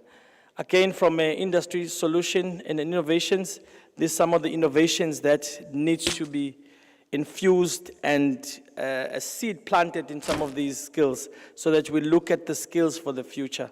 We look at the NEV training, we look at the automotive, we look at all other aspects.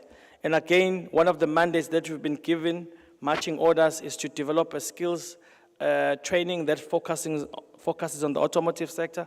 That's a task we currently have at hand, and we are looking for partners that are going to come and assist us to make this journey a reality for the sector. And we're planning to launch this in next month in March. So this is some of the contribution we want to make, because training space is not where we are, but we've been asked through what we've done to say, can't you have a contribution towards skills development? And I think this is what we are. We're not subject matter experts. That's why we're soliciting partners that's going to be working with us in making sure that this becomes a reality. I think in closing, I was just going to highlight the skills of the future and some of the aspects from the automotive industry. I think what's important, this is my second last slide, is to start looking at the future as a way of harnessing this. It's no use training some of these youngsters for traditional qualifications. We must look at the current trends. There's hydrogen, there's electric vehicles, there's green economy. There's a whole range of demand that's out there in the market. And if we're not training these youngsters for these kind of skills, the Chinese and other nationalities will come and invest and have the IP and the industries that we don't have as a country.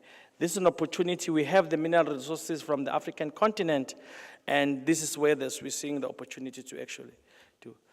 I thank you, given the short space of time. Thank you.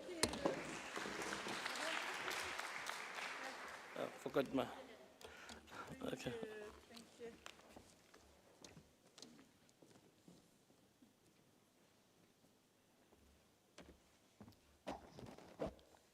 Great presentation, Dr. Zulu. We thank you very much. Let's give him a round of applause again. Like you said, I think you need more time to engage, but also you need another audience. I liked your slides that talk to the different career opportunities that are available, and I was hoping that maybe at some point you can be able to share some of this information, because I think it's valuable for young people who are looking to choose careers, especially when they are in high school and they still have to make their minds in terms of what they're going to pursue. But overall, the presentation, I think, was really insightful to all of us, and hopefully some of the stakeholders or partners, potential partners that are in the room can engage you outside of the conference. I want to make a special request. So remember, before lunchtime, I had made an announcement and I requested that we take a lunch break and come back at 1:45. And we ended up coming back 25 minutes later. Can I return the favor and request that we just take the last presentation now, so that we can wrap up, and when we go for the tea break, we are done with the program. Do you allow me to do that? Thank you so much. So the last speaker of the day is Ms. Unathi Dube, who is the Senior Program Officer, World Skills South Africa Coordination, AUD NEPAD, and she's going to be sharing with us an insight on harnessing the power of skills for economic development. I hope you can give her all the attention that you've been giving all the speakers as our last speaker. Ms. Dube, the floor is yours.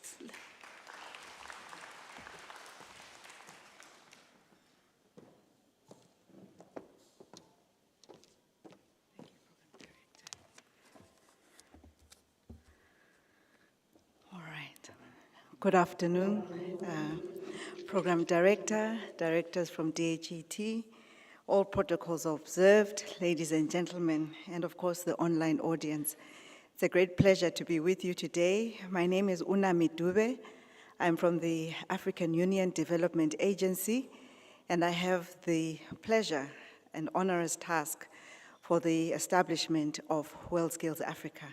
With also appreciation to our colleague, Mr. Bobape, at the World Skills South Africa and World Skills Kenya, Zambia, Tunisia, and all the other countries that are the current 9 for the support which we're receiving to establish this regional platform. So I'm not sure which order. Okay, we have a small video for you, and then I have a small presentation. Thank you.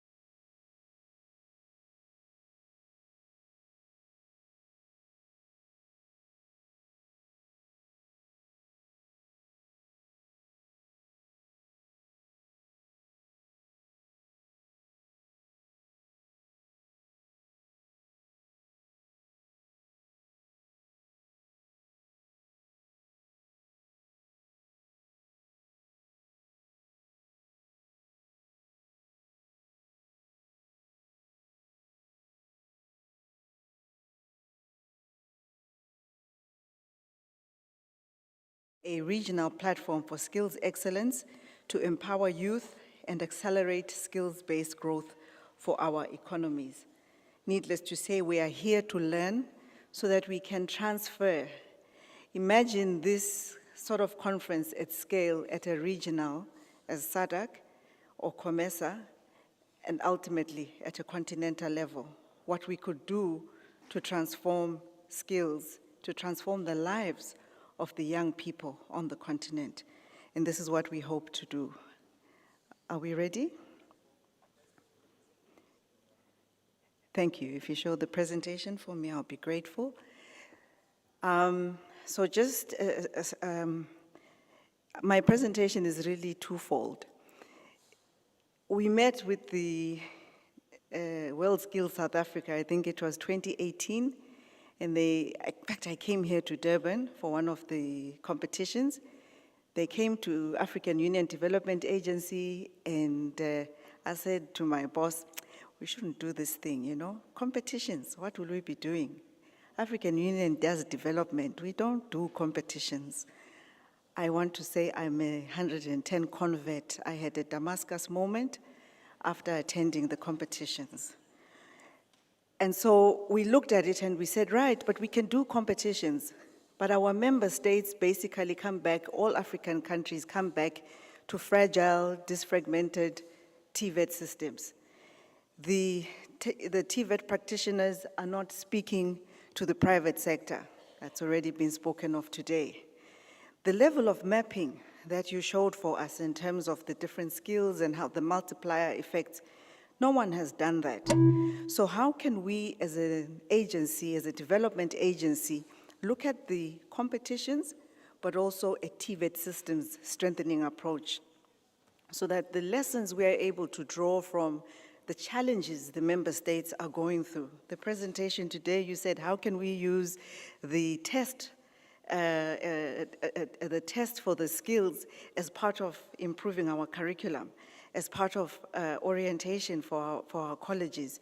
Those are the sort of challenges, or at least those are the sort of benefits that we want to translate as part of WorldSkills Africa. So having reflected, we then, thankfully, we now have an MOU between WorldSkills International and the African Union and the AU. And there was a decision of the 4th Specialized Technical Committee of Ministers of Education, Science, Technology, and Innovation, of which our own Honorable Minister here was part of, in which a decision was made that, look, it's time to have a regional platform. When African countries go to participate at the global platforms, we'll be going over to Lyon. Fingers crossed, one of the medals will come to South Africa.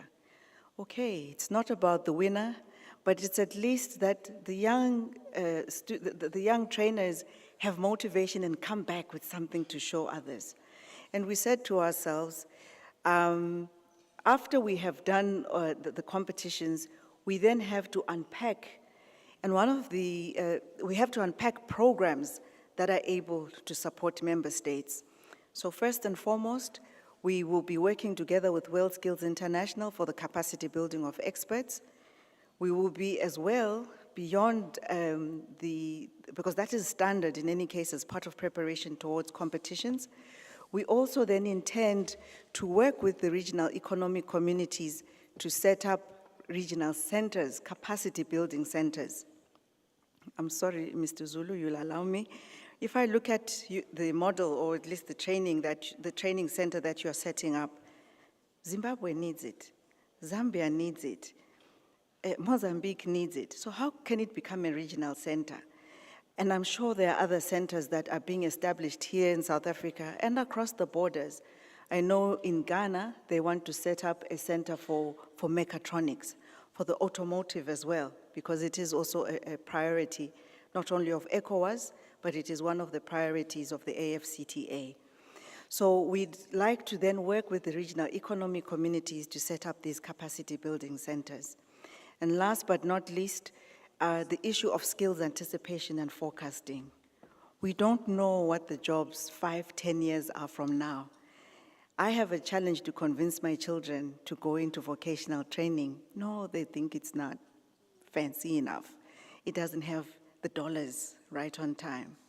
So at the end of the day, if we were at least able to show them the future and the potential, then at least we are able as well to give them that orientation. So we are looking forward to working with partners and are already engaging with ILO around the skills anticipation and the skills assessment work. You have taken away my PowerPoint, so I hope I'm not going off my script. They're struggling to load it? Okay, so I just keep going. I hope I have my storyline. So who will World Skills Africa be? The STC gave us a decision. On one hand, we're working on the organizational development side of it, so we really established it as a platform, as a legal entity. And as I said, we'll work with the World Skills International for the competitions, the capacity building, and the regional centers and the TVET tools. Our purpose really is to harness the power of skills for economic development. And what we've done, a critical question we're asking ourselves, if we have the AFCTA, we have Agenda 2063, we have these corridor approaches, we have the 4 priorities of the AFCTA, where are these skills going to come from, number one? Number two, do our countries actually develop their national development plans and align the skills development plans to the growth potentials that they have identified? So we're really positioning World Skills Africa to be tackling such questions around how do we have more sector-specific approaches, thank you for the presentation, sector-specific approaches that can help us to better align the skills orientation that we adopt. I've gone through much of the slides, so I'm going to be zapping through it. But then I'd also like to share with you, as the Deputy Minister shared with you this morning, that 2024 has been declared by the African Union as the year of transforming education and skilling. There are many issues which we will not belabor, but I think for me the saddest of all is that we have at least 9 out of 10 children that cannot read and cannot write their mathematics, and we know that, we're familiar with it here in this country. But we also have an out-of-school rate of 98 million young people. And so how can we afford them this opportunity to gain the skills? It's not necessarily to get employed. Our economy here in South Africa is very well developed, but further north, most of them are really going to end up in the informal, but all the same, you can have viability, you can earn a living, you can have a livelihood, because most of these young people, even by the age of 18, some of them, their children looking up to them and saying, "Father." So what skill are we giving them to be able to have a livelihood? And so out of the theme, we as the AUDA NEPAD are going to be focusing on how we can bring a closer link between the TVET and the labor market information systems so that we are able to be really on target in terms of the skills that are developed. The font, I hope you are, this font is totally gone distorted. I can't read it. I don't think it is very small. You can actually read it. Okay, no big deal. I will just zap through. I think the one I wanted to share with you is that we are then going to launch World Skills Africa on the margins of the Heads of State Summit on the 17th of February in Addis Ababa. And there we are really going to be rallying other member states. And so we call on you, please, to join us when you engage in forums to say, are you part of World Skills? Are you part of World Skills Africa? Has your country actually formed your own World Skills? Because we have seen here, I think the presentations and this community can attest to the value of what a World Skills, a national level can also achieve. And so our purpose statement is harnessing the power of skills for Africa's development, where we can provide a platform for peer learning and exchange. Last but not least, we are the next competition at a regional level, so maybe some of you were aware. The last was in 2022 in Swakopmund, and we are pleased and excited that Zambia won the bid to host the next regional. I was saying to the directors this morning, in Ghana, when they are looking up to you and admiring you, they say, we are learning you.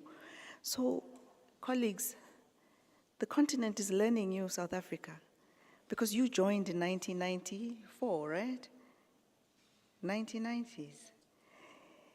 We have only 9 countries, so we are really expecting a high turnout in Livingston 2025, the dates are 7 to 14. We will have the competition, and we'll also have a conference like this. And it would really be exciting to have you, all of you there, and these voices and these lessons and experiences being shared.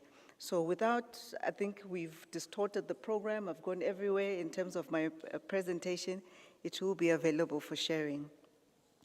Let me leave you with the inspiration of this video. And I really invite you to listen to the last phrase, the last word that will be said on that video. And let's make it a reality for the young people. Thank you. The video, please. I hope you have it now.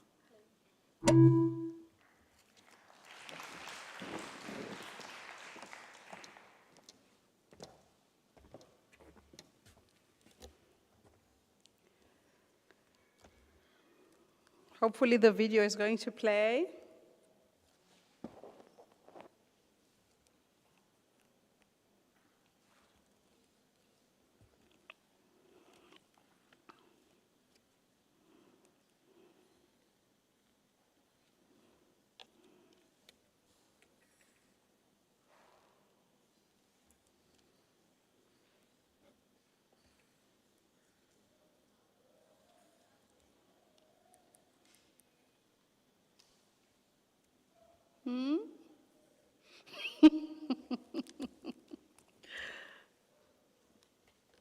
Is it playing?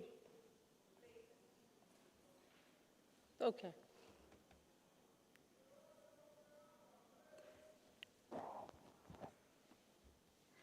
I really wanted to give you a chance to play the video because you saved a lot of time. So I think your presentation was the shortest one, if not the second shortest after Mr. Bupap.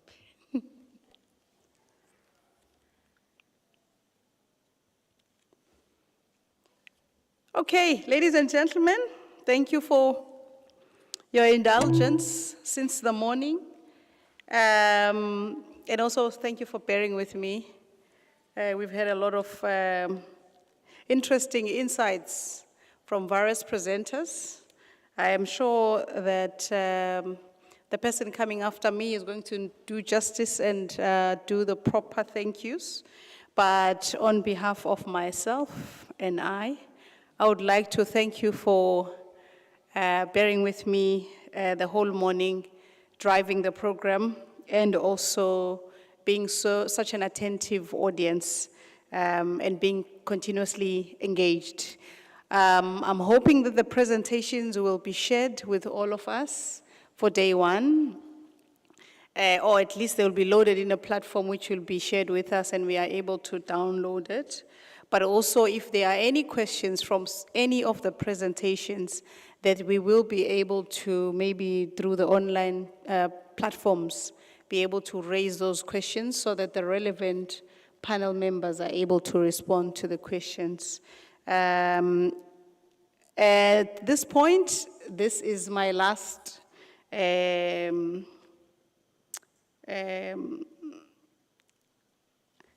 okay, this is the last time you are seeing me on stage. I'm going to now hand over to the Chief Director, Policy Planning, Monitoring and Evaluation from the Department of Higher Education to do the wrap-up and closure of the session of day one. Please give yourselves a round of applause for being such a great audience. Mr. Rainer Mgiba, please come to the stage. Thank you very much.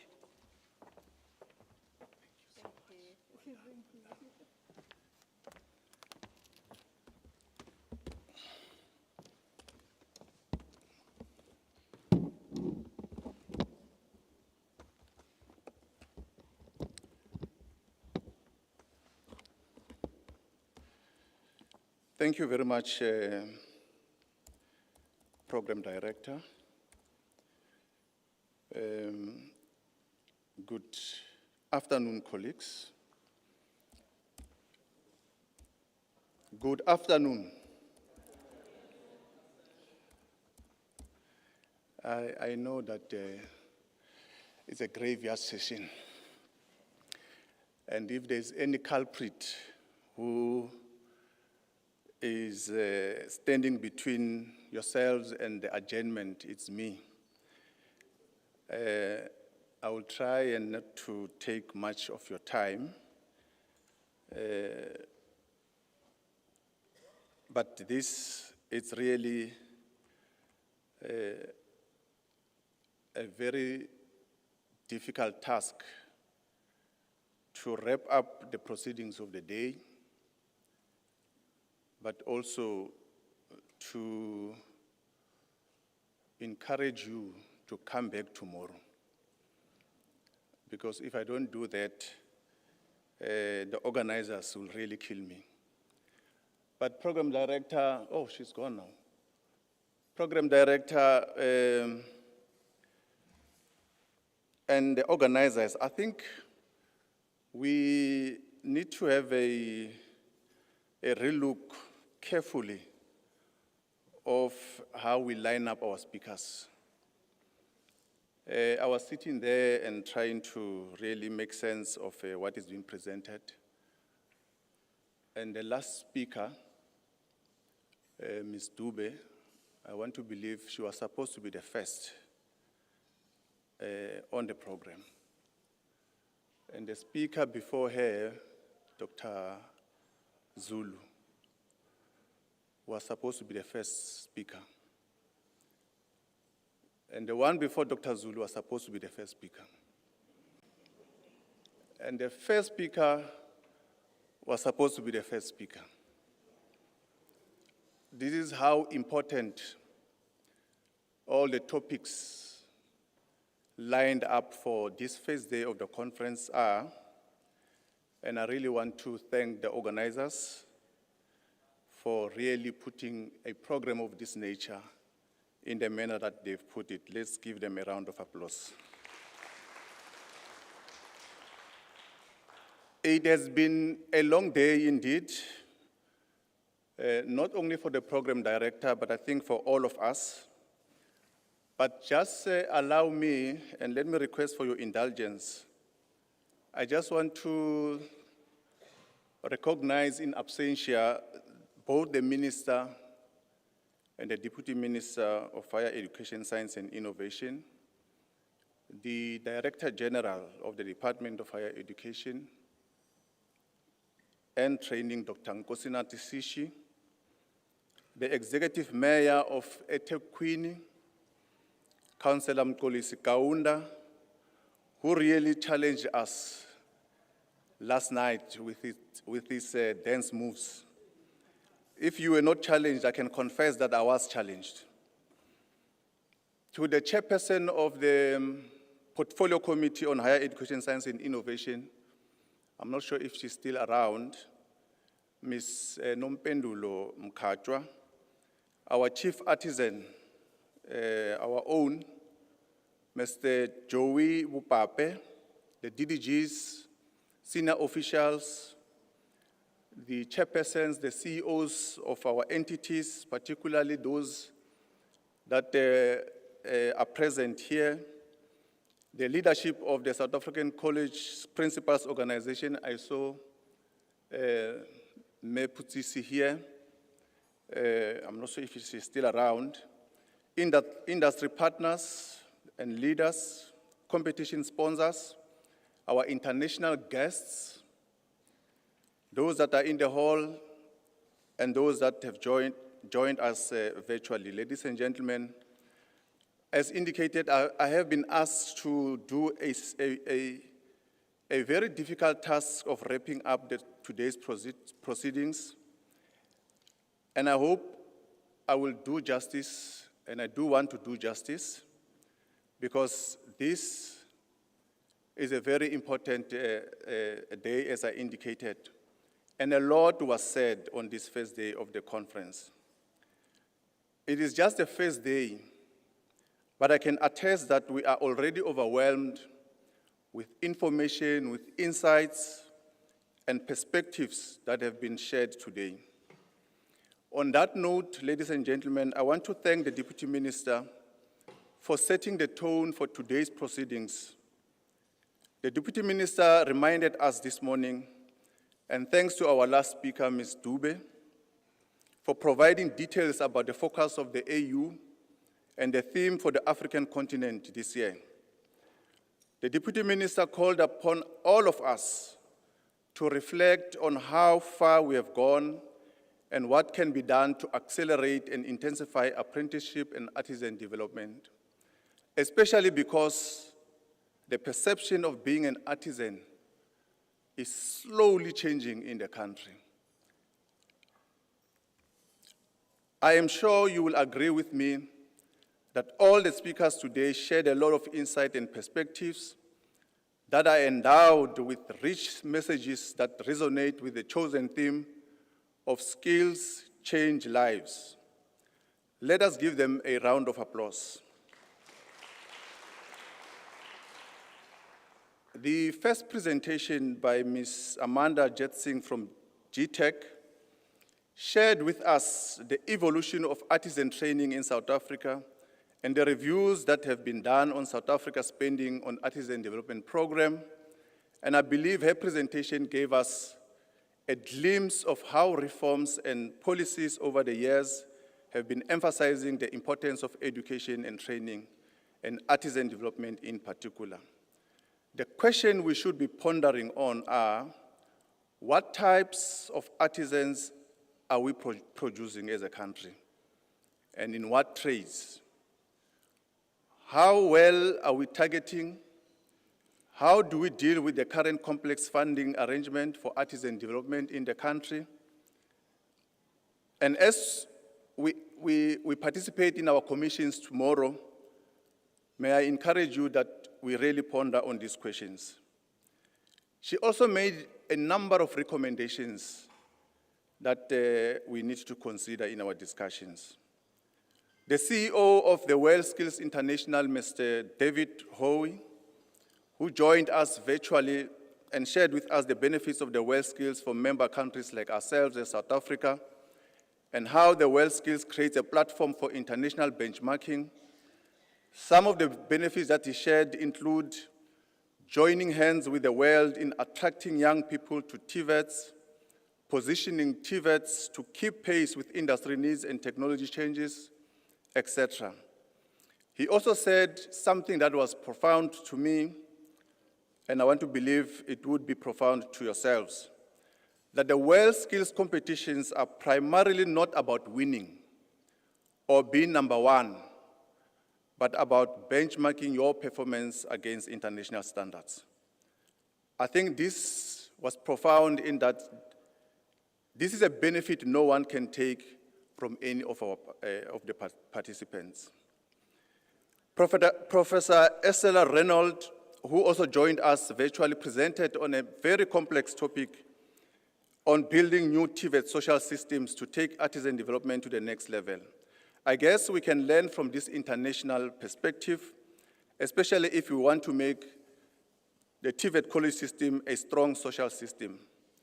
And she says South Africa's artisan system can better improve if employers or companies can come on board and open spaces for placement and training, because there are returns on training investment. Similarly, Ms. Alice Voza virtually shared with us international apprenticeship standards. Our own chief artisan, Mr. Jowu Pape, came on the stage and told us we should continue to make World Skills South Africa a vehicle for apprenticeship and artisan development. He shared with us critical pillars of World Skills, and one of the pillars he shared, he says it's education and training, and the requisite balance required between curriculating and industry practice. The second last speaker, Dr. Beka Zulu, the Chief Executive Officer of the Automotive Industry Development Center, I want to say he hit the nail on the head when he encouraged us to leverage industry expertise, especially if you want to create an effective apprenticeship and artisan development system. It is just unfortunate that DDG Zungu is not in our midst today, but I believe the DDGs, some of the DDGs are here, the RMs are here, because what it means to us is that we need to intensify partnerships between colleges and industry, and not just intensify them, but make them work. We are now close to reaching about 40 TVET colleges in terms of establishing centers of specialization.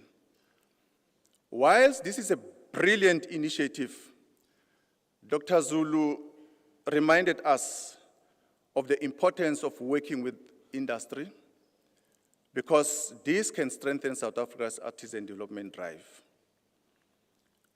We close off the program with another brilliant input, as I indicated, from Ms. Unami Dube, representing the WorldSkills Africa coordinator. Her input was very important in that Africa has a responsibility to ensure that the young people are equipped with relevant education and skills that are required for the economic development of the continent. And indeed, we have to harness the power of skills in our quest for economic development. And I think this was the emphasis of her presentation. Let me also take this opportunity and thank the Honorable Chair of the Portfolio Committee, Ms. Nompendulo Mkhatshwa, for her unwavering support to this great initiative. Her message of support last night during the opening ceremony was not only appealing to the young ones, but also to all of us. She has been consistent in her attendance of this event and very much vocal about our aspirations of apprenticeship and artisan development as a country. Lastly, may I extend my gratitude to our program director for really steering this ship so well. Ma'am, it is a job well done. Let's give her a round of applause. Equally, it's a big thank you to all of you. I think it would be correct of me to say you have indeed been a good audience. I think you deserve a round of applause for yourself.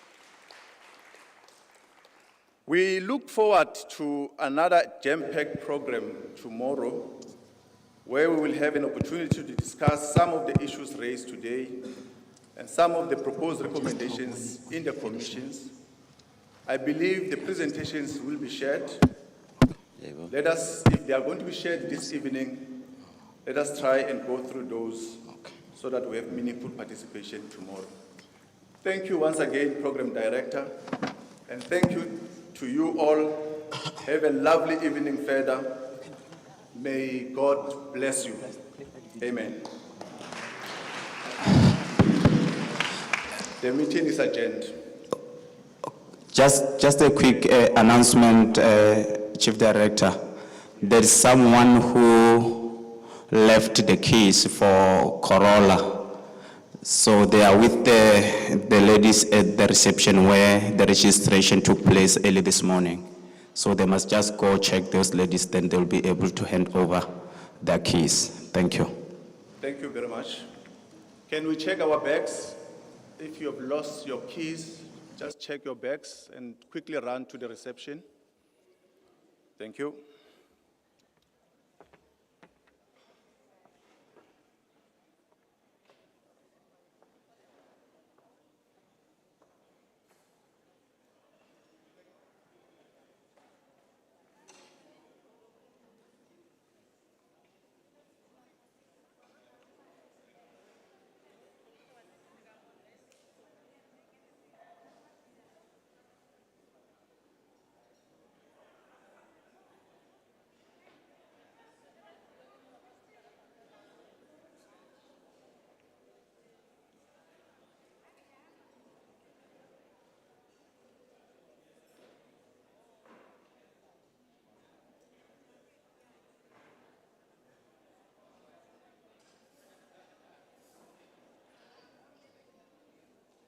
And watch Africa become a powerhouse of the future as the youth of Africa drive the economy for the next 10 years. It will be an exciting decade, and I really challenge the whole world to participate and support Africa to become that global powerhouse. This is the beginning of something very, very big.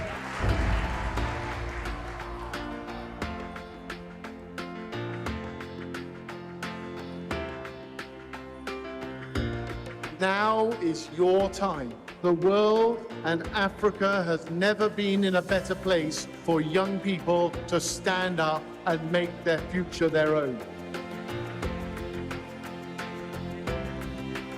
We need to enhance awareness about TVET career paths. I want all the other girls and women to be able to see and realize that they can be anything they want to be.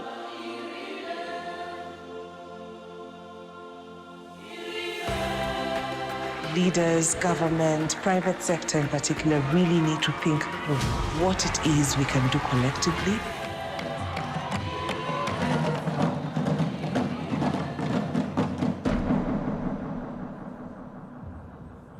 The reason why I'm here is because of my family and also because of the country. We have an abundance of different ingredients. It's creation, it builds us. We need implementers, we need artisans, we need people of different skill sets contributing to that path. My appeal for the African countries is to join the World Skills Movement. The world is not complete without Africa.